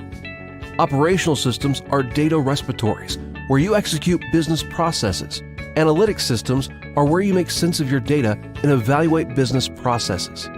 Analysts spend 80% of their time cleaning and preparing data to update routine reports, and only 20% of their time truly brainstorming on the numbers and extracting insight from that data. The result? Less time to ask the right questions about their data, and less time to pull variable insights that can improve your bottom line. At D. Brown Consulting, we have a better approach. We empower you to extract insights from your data at the speed of thought. We employ a curated methodology that simplifies the analytic build process to eliminate technical friction, making it easier for everyone in your organization to get the exact data they need securely. The best part? All of this can be done without relying on overburdened IT teams. D. Brown Consulting offers consultancy services in building, reporting, and analytics systems. As Microsoft Gold partners, we offer business process automation solutions with no-code and low-code applications, chatbots, and robotic process automation engines, and financial modeling services. We visualize our reports, dashboards, and analytics using the principles defined by the International Business Communication Standards, IBCS. The use of standardized notation eliminates ambiguity and ensures consistency in the design of your visualizations for more effective data storytelling. Are you looking to achieve more with your data? Contact us today. Visit dbrownconsulting.net.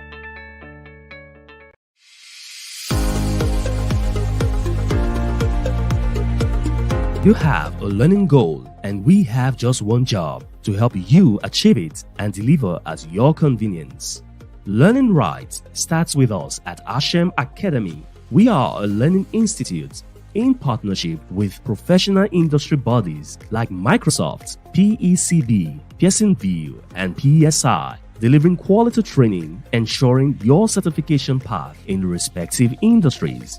Ashem Academy has training specialists with extensive consulting experience as well as the expertise to address your specific needs and preferences. Our goal is to deliver training that maximizes return on people and infrastructure investments.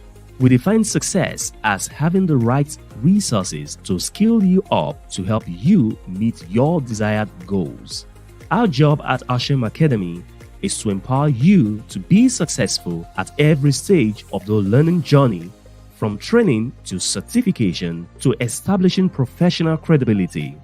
As a certified learning partner and authorized testing center, our facility has proven to be one of the best in the country as we get to reach the needs of all ages, young, middle-aged, and those in the advancing years, making learning simple and affordable.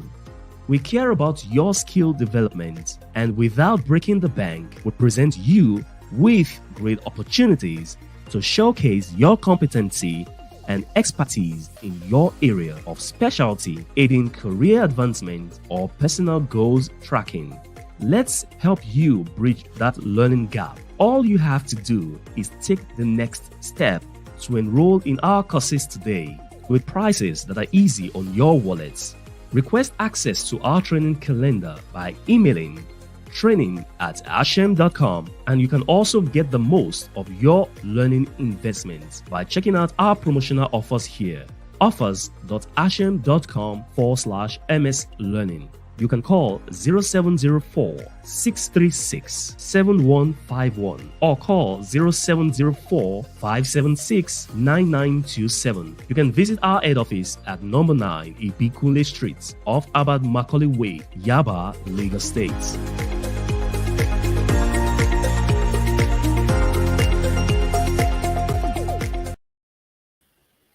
Hello, everyone. Hello, and welcome to my own favorite session of the day. So it's a session on security. And again, we have an amazing panel. So I'll bring them up one after the other. So we have Joylynn, we have Joy, we have Maryleen, we have Mezie, and last but not the least, the man, the myth, the legend, Chiugo. Hello, everyone. How are you doing today? Hello. Good to see you all. Hi. Hi, guys. So what we're going to do is we're just going to go around. Yeah, hello. So we're just going to go around. We're going to make it short and snappy. We're going to do a quick introduction so everyone knows who you are. I know who you all are. You're all experts in your areas, in your chosen areas. You're expert in security. You're expert in different areas beyond security. So just to let others meet you. So we start first with Joylynn. So who are you? What do you do? Hi, my name is Joylynn Kirui. I'm based out in Kenya, East Africa. Who am I?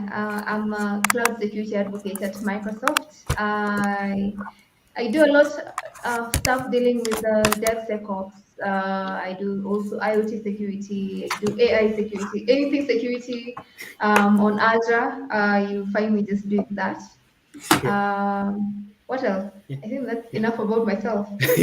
Awesome. Thanks very much for that, Joylynn. And you also find Joylynn organizing tons of security events. Speaking of tons of security events, she's like a superstar, everywhere. Go on LinkedIn, you see Joylynn's face everywhere. So over to you, Joy. How are you doing, Joy? So just let people know who you are, what do you do? Hi, everyone. Good evening. My name is Joy Etiku.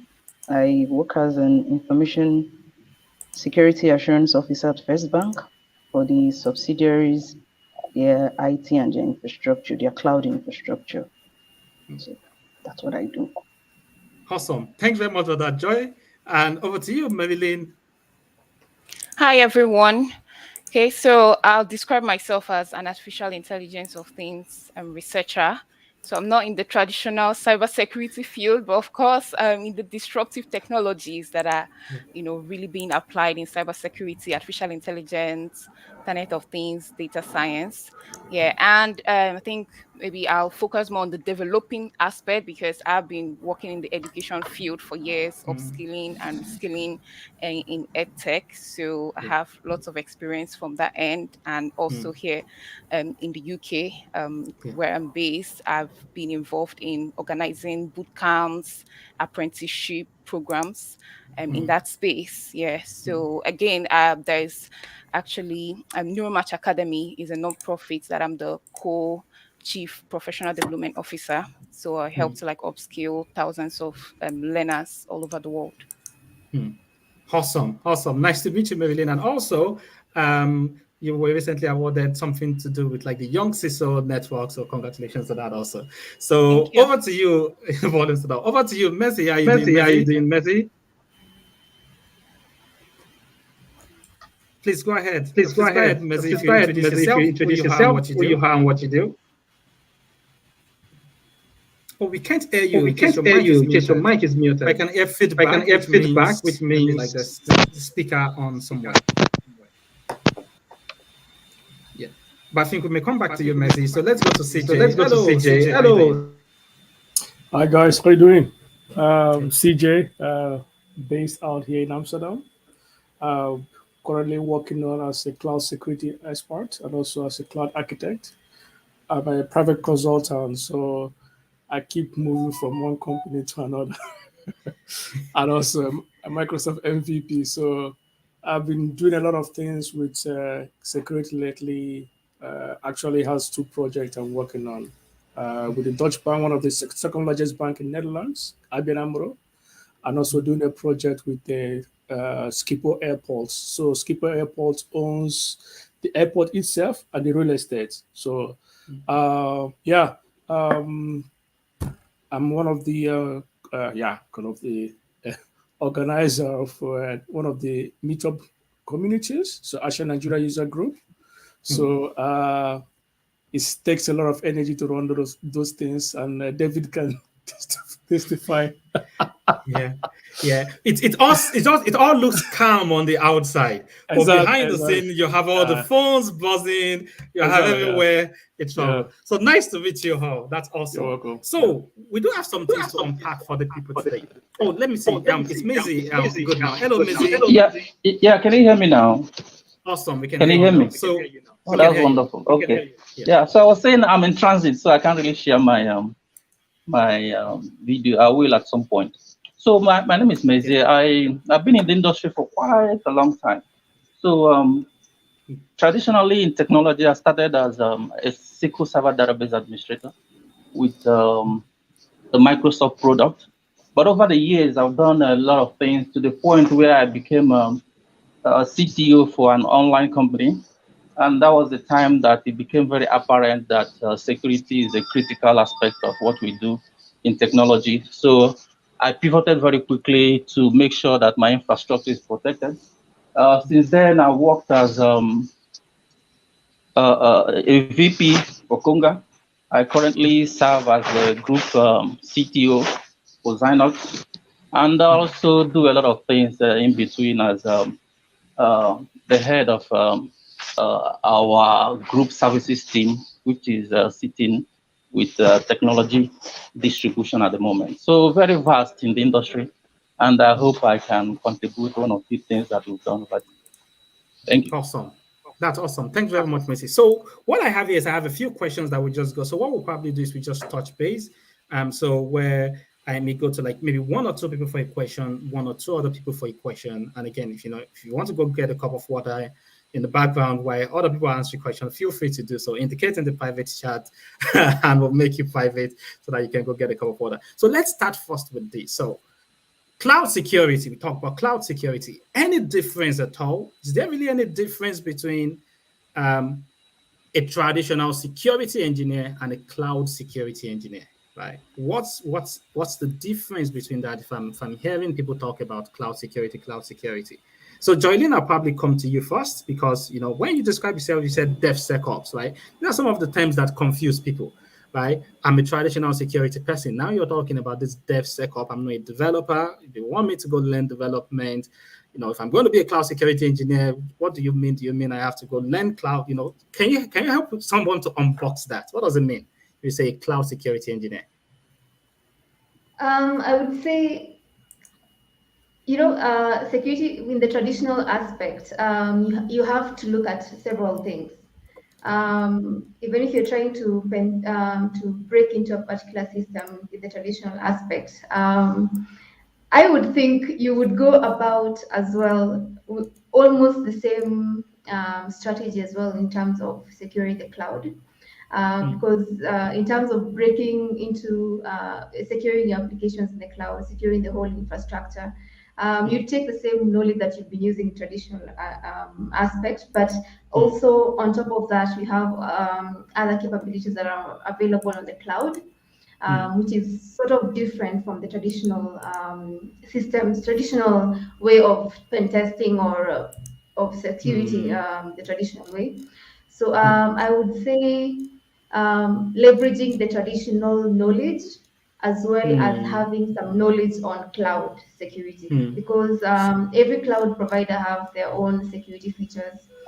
So you have to know them in detail in terms of how to secure, if it's your tenant, you have how to secure your virtual machine, your database.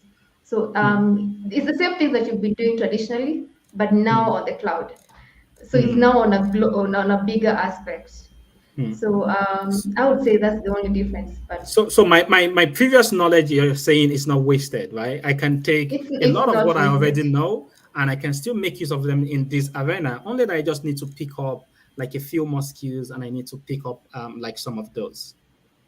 Yes, like for myself, I started off as an information systems auditor, and then I went on to be a SOC analyst. And then after a SOC analyst, so a SOC analyst, so it's not obviously in the cloud, but on-prem. And then, but I still use the same knowledge that I had from SOC analysis, as well as assurance, as well as pen testing systems, that I'm still using the same knowledge of the cloud. But now, obviously, when you're in the cloud, you have to go about doing a lot more knowledge just to get the skills necessary in the cloud. You have to understand the resources that are available in the cloud and how to secure them. Remember, in any system, you have to be lucky almost throughout, and a hacker has to be lucky only once. So you have to take security really seriously in that angle. Awesome. Got that. No, thanks very much for that. So I think I'll come over to Joy just to get some of your thoughts on this next aspect. So I'm not sure. I think Joy, are you there? Can you hear me? Okay. I think I'm not sure. Like, okay. So okay, maybe I'll just touch base with a few other people while Joy's system is coming back on. So I'll come to you, Maryleen, because I do have a question specially crafted for you, because based on your background and your experience. So, but let me come first to maybe like Chiugo and Mezie. So, what skills do I need? So, Joylynn mentioned what I know is not gone away, but what would you say, like sort of like the classic skills that you would expect someone? Oh, I can hear some background sound. I'm not sure where that's coming from. But what to expect someone? Oh, there's still like some background sound. I'm not sure if that's coming from. 1 minute, let me check. Oh, I think that's coming from Mezie. Sorry, Mezie. So if you check like your mic, I think there's some background sound that's coming from there. Oh, I think it's better now. Okay. So the question I was asking is, what skills would you expect someone that calls themselves a cloud security engineer to have? Like, what would you expect them to have? Some knowledge of a cloud platform? Do they have to have knowledge of multiple cloud platforms? Do they have to be, Because on these cloud platforms, you have all kinds of services. You have data services, you have AI services. Do I have to know AI, to the extent, like PhD level, like Maryleen? Do I have to know database because I have to secure database if I'm securing the cloud? Do I have to know all these systems in details that I'm securing? What skills should I expect to have? If you don't mind, yeah, this is Mezie. I'm coming now. Yes, please go ahead, Mezie. So the thing to look at when you begin to analyze cloud security today and normal security on-prem is that today the major difference is that identity is the new firewall. So previously you have a scenario where you have a perimeter you're trying to protect. But application today, they're all running in the cloud. You can access them from everywhere.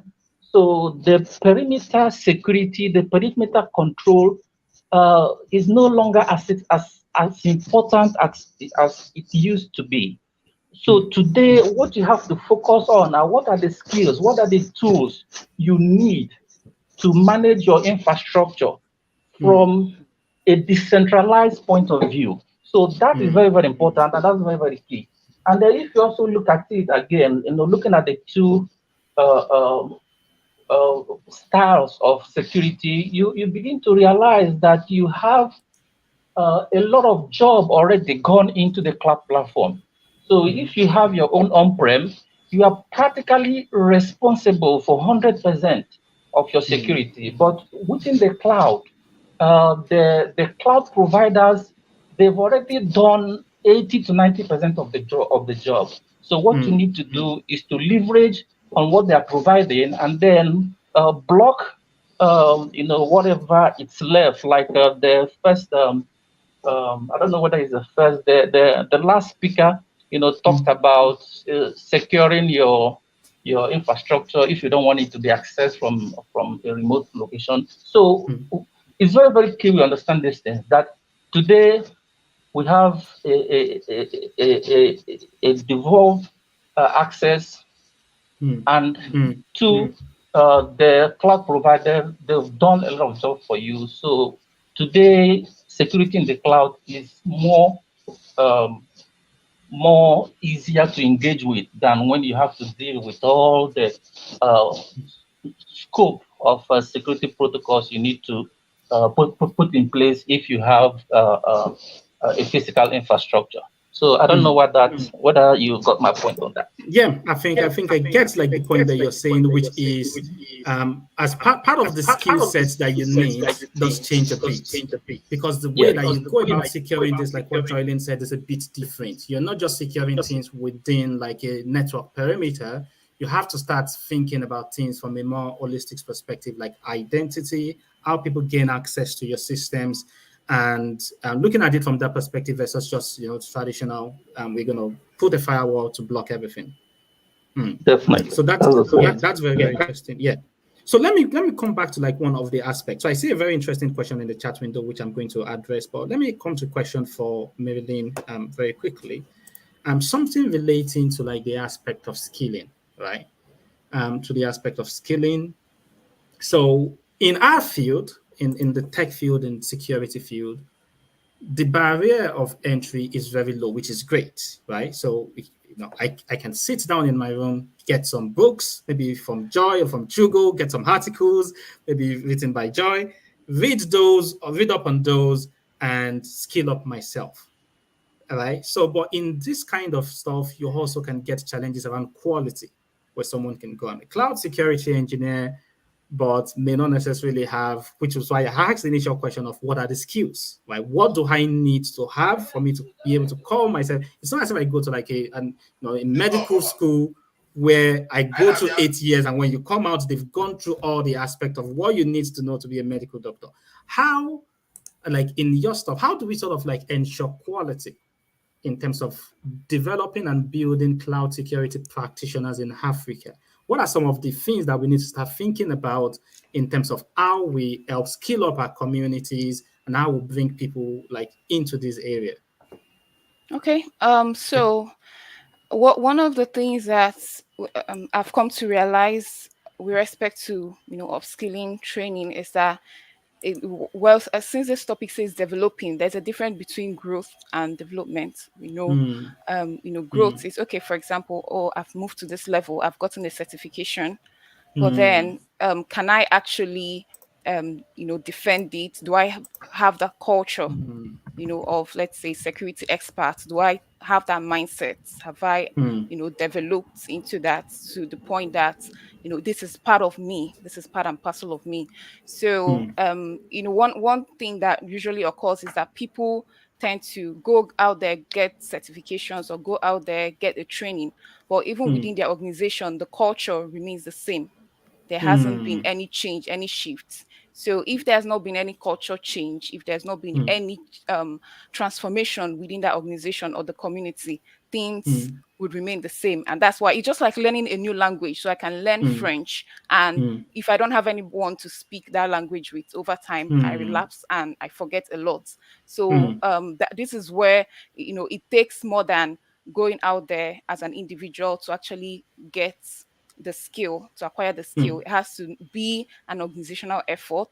So there's a difference between, okay, I as an individual upskilling myself within my organization and doing it as a team, because at our organizational level, there is a change of culture, there is a change of, transformation of the process, and you begin to see that quality aspect of it. So it's not something that is done in isolation. I think someone left a comment, Matthew, is shared responsibility when it comes to security. And I think as well, with respect to upskilling, it's something that comes, we know that cloud comes with a lot of skills anyway. So, it comes with sharing, team working, looking at those different aspects, knowing that no man is an island. That's definitely one of the aspects. Then it's also how we learn. So a community that will allow for knowing that it's not like you just get the skill and that's done. We need mentorship. We need to have a way to keep checking in. We need to have a way to we are very much used to the book aspect. So getting a certification, you could just read up something and pass that exam. But we know that there is the practical aspect of it that needs to become part and parcel of us. So if one can actually, what I believe in, if I can teach something very well, that I'm actually on the journey to learning it. But if I claim I have learned something, but I cannot teach others, I cannot pass on that knowledge, I can't really defend that I have learned that skill. Yeah. Wow. Let me Those are some very powerful points that you made here, because what you're saying, I'm just seeing a correlation between the amazing work that CJ and Joylynn has been doing in terms of community and just trying to put together, because I'll probably classify those as under development, because like to your point, it's different from growth, it's different from just going to a level. You're actually putting skills into people and you're making that skill to become like a part of them, to where it's like they can defend that knowledge, they can explain it to others, they can teach others, they can enable others. That's so powerful. That's some very interesting point that you bring up. But let me bring Joy here now. So Joy, sorry, apologies. I think that you had some network connections earlier. So let's bring you back into this conversation. So there's a question from some Tochukwu Okobi in the chat window, so that I would like you to just address. So it's a very interesting question. So you work for an organization that hopefully, I believe that it take security seriously, being a financial organization. But how do we make this general? That's what I guess some Toku is asking. How do we get organizations in Nigeria to take security more seriously before a breach and not during or after a breach that could have been avoided with implementation and policy? For some reason, I sense some passion from experience in that question. So, Joy, what's your thoughts around that? And then maybe anyone else can speak to that. I think Chiugo will get to hear from you, so you can also speak to that maybe after Joy. So please go ahead, Joy. Oh, okay. So how do you get organizations to take security seriously? Right now, security is a top-down approach. Security has to come from the CEO down to the heads of department, down to the employees in the organization. Security is not, it's it's not, it concerns the company, it concerns the management. Security is everybody's responsibility. So when you say, how do you get organizations to take security seriously? It's the fact that breaches happen. They don't give you prior notice. It just happens. We just wake up, we just hear of zero-day attacks, zero-day vulnerabilities. And for organizations to be able, they have to see that need for security. Right now, with the constant breaches happening, you wake up and you hear of one, you were referencing one in the last class. I'd not even heard of Azure Synapse, and I'm hearing of it, and I'm like, oh, wow. And I was going to go read up about it. So you see, for organizations to be able to take it seriously, it's a we thing. It's not a me thing. It's not a you thing. So if you take it seriously, like, I understand the person is talking about policies, but what are really policies? Policies are high-level documents. The little things that we do, we leave our laptops open. We go, our screens are up. Our password policies are not up to date. They are not secure. They are not 12 characters. They don't have special characters. Those little things that we do. So it's not a you thing. It's a meeting, personalized security. And when you personalize security, even in your own organization, you can begin to preach it. You can become a pioneer. You can say, oh, we are supposed to do this. We are not supposed to do that. Security-wise, best practice.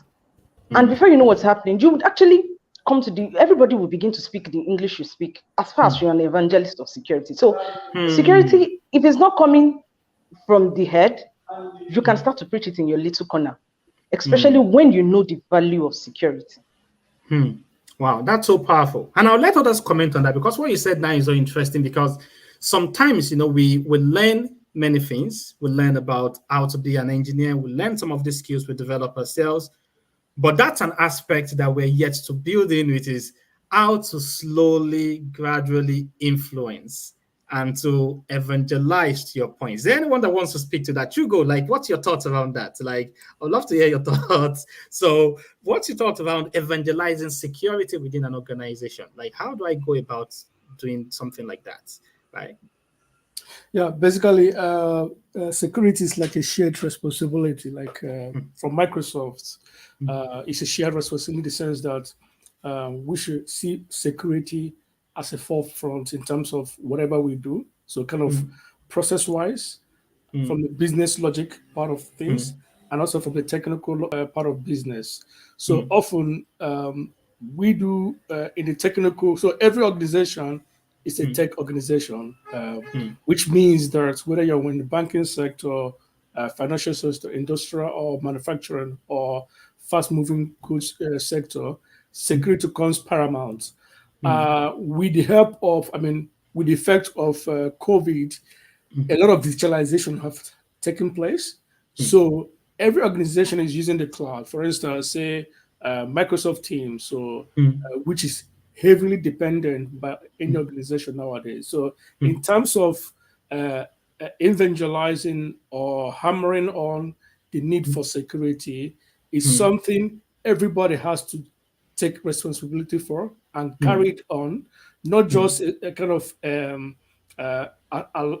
assigning it to one person. Say we have you, the product owner or the scrum master or the manager or the security department have to chase people around.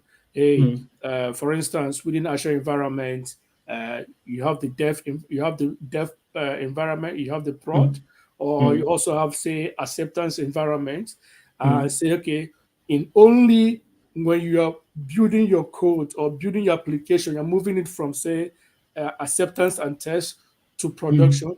Now you have to use blueprints or you have to use policies. No, it should start from immediately when you are running, say, a dev test environment in Azure. So from the development environment, now acceptance environment, and then production. Because security is something, when it happens, reputation is at stake. So I take it from the project I'm doing now with it's the second largest bank in Netherlands, ABN AMRO. We have to do a course, a weekly course called Sharp. That course is all about how do you manage vulnerability, how, say, for instance, when you send emails, you need to classify that email in terms of, is it internal, is it for public use, and there's kind of a machine learning that monitors which kind of words you use or which information you share, for instance, like that. And also a training program we are mandated to do weekly with scores. So you, for instance, you have to score every week at least 70%. This is just things about how do you manage vulnerability. Say, for instance, somebody sent you an email. So a common thing now in the banking sector is that, okay, people do some hacking, so it's called a targeted hack. What they do is like they go to see, for instance, a senior management in a bank, and they use his or her name and formulate an email address and send it to you, or send it to someone else, or send it to a customer of the bank. So seeking for information, phishing, all these kind of things. So it's sort of awareness. Continuous communication, the need for security, because when it happens, when it's a security breach, when it happens, reputation is damaged.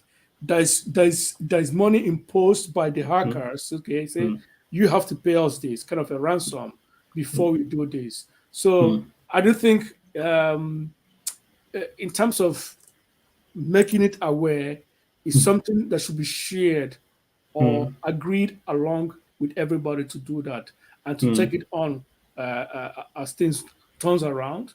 Each time attacks changes in different modes, and the systems itself have to be upgraded, which Microsoft tries a lot to upgrade systems and stuff like that. Wow, that's very interesting. Oh, Yeah, okay, can I come in here? This is Mezie. 1 minute. Let me check that. Hello. Okay. So I think it's a bit better. Yes. Let me try that. Hello. Uh, Oh, okay. I think it's better now. Maybe Okay. maybe I can pitch in as well. I'm not sure how the regulations are in Nigeria, but at some point, like here in Kenya, we started taking cybersecurity very seriously when especially financial institutions started getting hacked. So by then there was a regulation that every financial institution or bank institution needs to have cybersecurity professionals.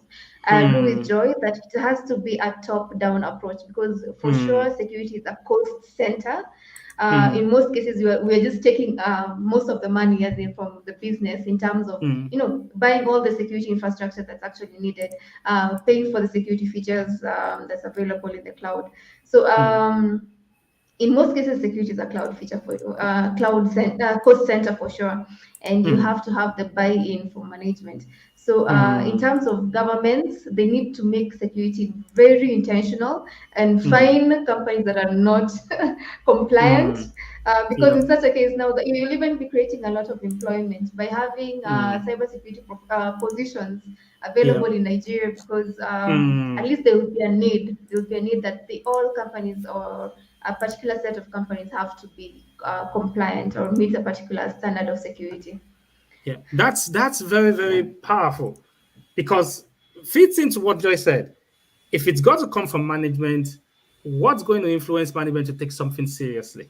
It's probably going to be something that maybe affects like the financial numbers of the company, which government regulation does do that, right? When you go, if you don't protect the data of your customers and you get breached, there is something that it's going to cost you something, and then that can help to drive that. So I guess we have to get not only into security, we also have to get better at politics, right? So okay. So what I'm just going to do in this sort of time is we're just going to touch based on the final question, and we're just going to go around with everyone, and then we're going to bring this amazing session to a close. We need something much longer than this. Unfortunately, we're so limited with time. So let me just go ahead and ask like this final question in terms of this. So someone said something about academic institution, right? But the point that was being made in the chat window was about a federal university got hacked and all the stuff, right? Is there something that you think that the current state that our academic institutions are, that we're in a stage where we're able to provide people that are security conscious from a security perspective, that understand security, understand how to implement security, and how to help their organizations. Is that something that you're seeing at all? Is there any institution that you're seeing that's doing anything in that area? And also, so you can sort of like pick which of these questions you want to address. What suggestion would you give to someone who is looking to get into cloud security, right? So they want to start getting into this area of cloud security. What recommendation will you give to them in terms of how to get started? So let's probably go the other way around in terms of addressing this. So Mezie, how are you doing? Do you want to address that? Let me bring you back. Okay, can you hear me? Can you hear me? Yes, I can hear you now. Yes. That's wonderful. Okay, the academic one is a little bit. Let me start with the last question, which is somebody looking to get into cloud security. The way I always see it, I'm also an employer of labor, so I part of my responsibility is to bring in young, talented professional to be part of our infrastructure. What I see is that I want to see somebody who is taking interest in courses in ethical hacking, okay, courses in security, courses in auditing, those kind of things. At least it will immediately signal that that person is interested in security and they're making an effort to be part of that security. So that is very, very key if we see those kind of things. It is very hard today to train on the broad spectrum of technology initiatives from a global point of view: Microsoft, AWS, Google. So it's actually very broad. So, but when you signal some of these interests in security, then you become easily trainable, because you can come into a space and they will identify an area they want you to focus on, and then you can go ahead and do that. For the academic one, it's very unfortunate because, like one of the speakers mentioned, standards compliance is one of the things that drives people to be more proactive about security. But I don't think those standards currently exist within our institutions today. So I think it would take a state intervention to begin to make them comply to some of these standards, ISMS, whatever it is. So when that compliance requirement becomes mandatory, then they will definitely begin to take some of these security conversations very seriously. Thank you. Wow, that's very interesting. Thanks very much for that. So let's go around, but I think let me because I'm looking at the time and I'm like, oh my God, there's so many amazing things that you probably have to say that will probably run out of time in terms of being able to say this. So let me rephrase that. So in terms of your current feeling about the state of cloud security education in Africa, so in one or two words, so just one or two words, apologies because of time, one or two words, what you're feeling, not your thoughts, you're feeling about the state of cloud security education in our beloved continent. So let's go with Maryleen. Next. Okay. What's your thoughts? Yeah. Oh, so feeling. I said my thoughts. Yeah, sorry. Yeah. So great question. For cloud security, I would say also that people should begin to look beyond the traditional aspect of cloud security. So, for example, in now and in the future, we'll be looking at even developers using artificial intelligence. So some of those disruptive technologies to actually detect vulnerabilities, fix up security issues. So one can be in that space. I've worked in some with some sort of technologies like federated learning, and we're addressing similar problems with machine learning, adversarial network, and all that. So even cloud security in general, it has gone beyond the traditional. So even those skills, one can link it to security, and this is something that definitely from an individual standpoint, even if institutions don't upgrade their curriculum, we can begin to pick up those skills and link them to how to address problems in security. I've worked on a number of projects, as at the time I didn't even know it was security but they were solving problems in things like incidents response and risk management and all of those stuff. So there's definitely a lot of space, because with cloud there are lots of technologies you can link in and become that sort of professional, and don't put yourself within a box. You can interact with different professionals, data analysts, cybersecurity, AI, and you see that it's a team effort, and you can. I'm learning a lot from other professionals, and there's a lot to learn in the space. Wow, that's so powerful. Again, you know what?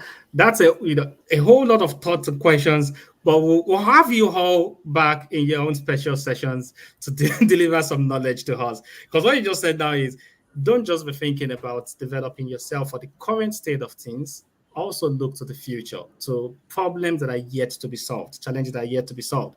And one of the ways to do that is to also interact with other professionals, which is what some of these conferences allows you to do, interacting with people in the AI field, interacting with people in the IoT field to understand what is going on in all these spheres, because that's where you may get ideas to solve the upcoming challenges that we're even yet to begin to tackle.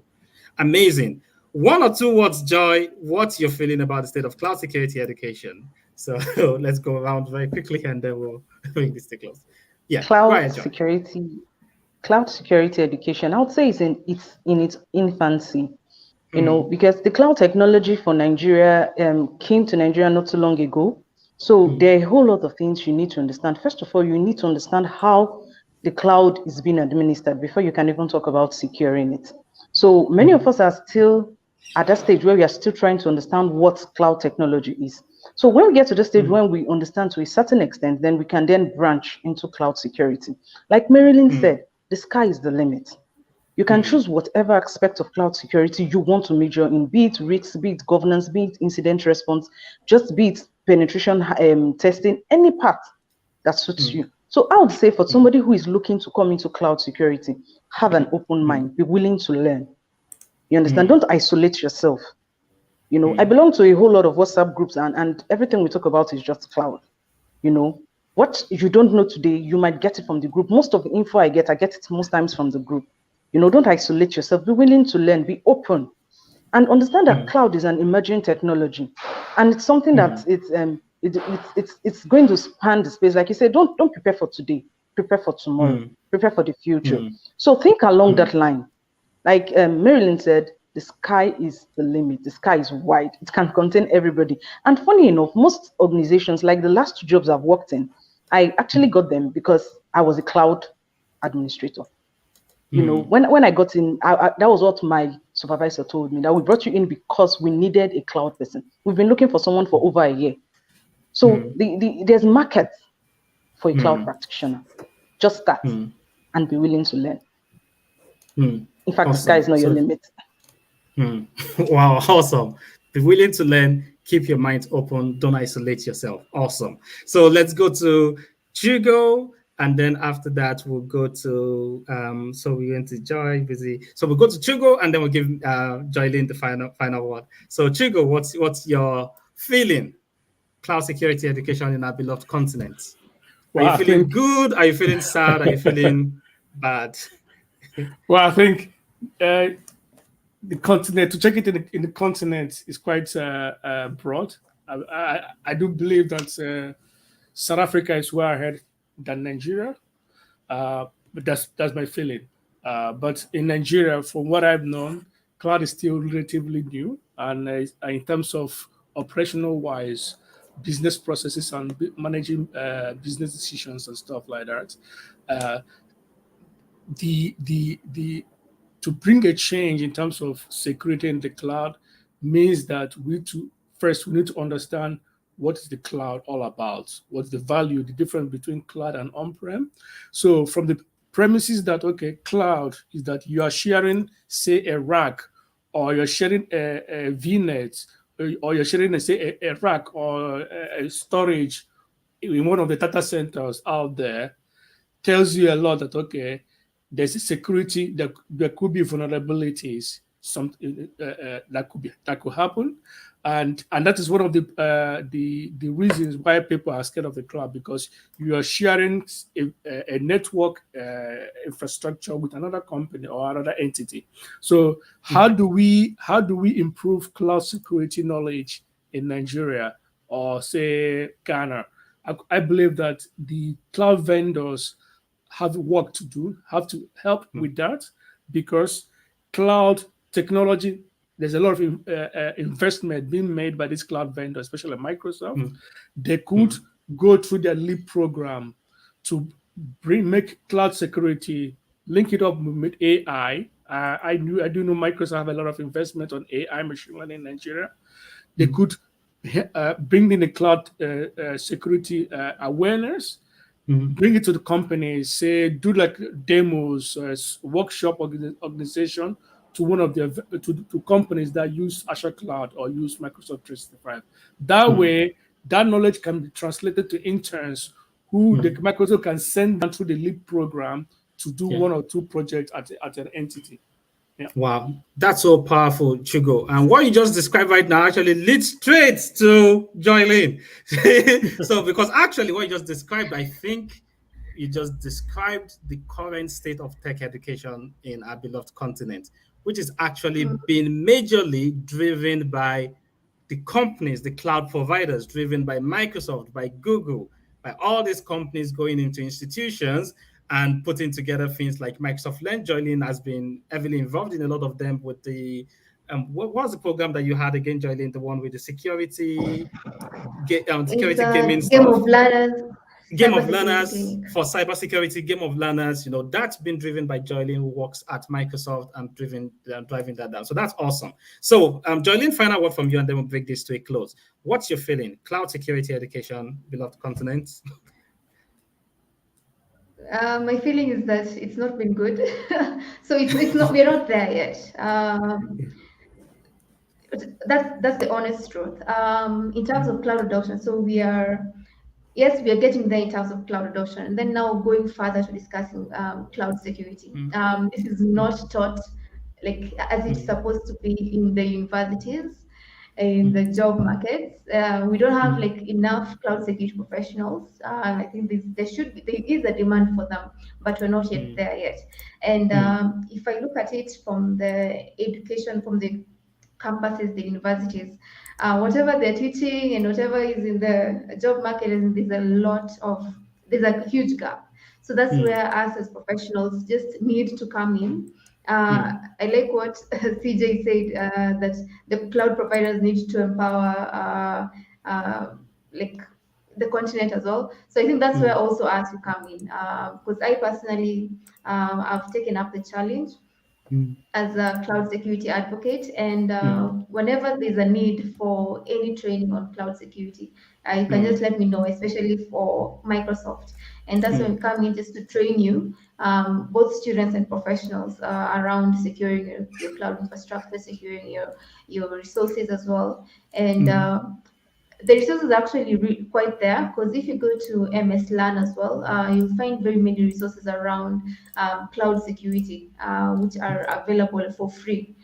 You can just go there and access them. All you need is data just to access them. It's quite available. So, and also we'll be having more and more sessions in terms of Game of Learner cybersecurity. So at least we can empower and grow, because as of now we have almost more than 800 students who are involved from all over, from Nigeria, from Ghana, from So South how do people Africa, join like the Game of Learners? If someone wants to join the Game of Learners, how do they join? So we open up the first one beginning of this. We started beginning of May and ending next week.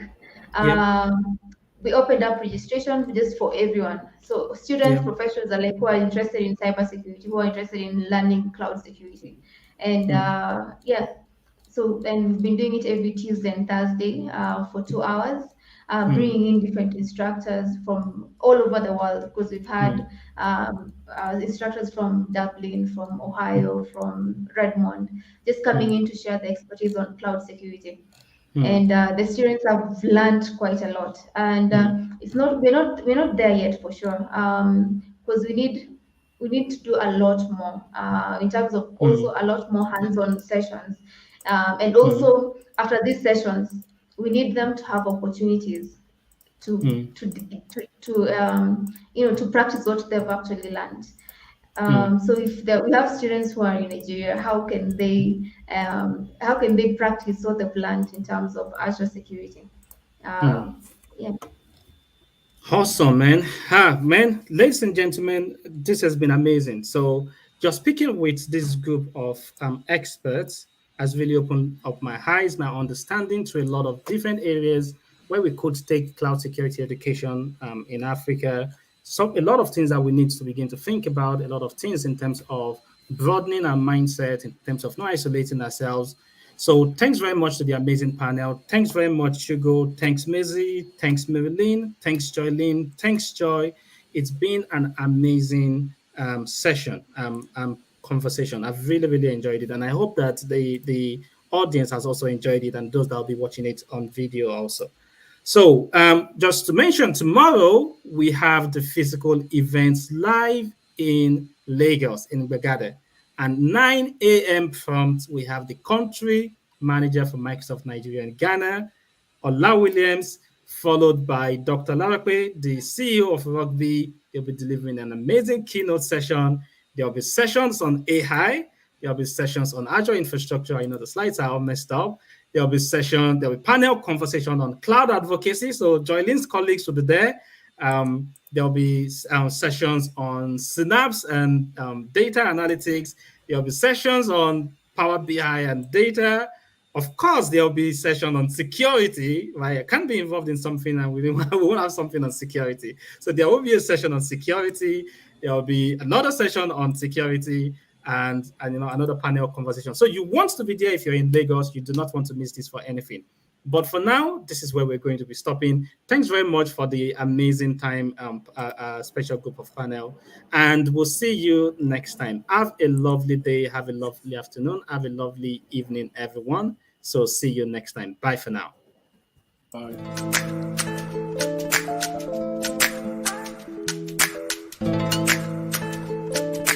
The wizard.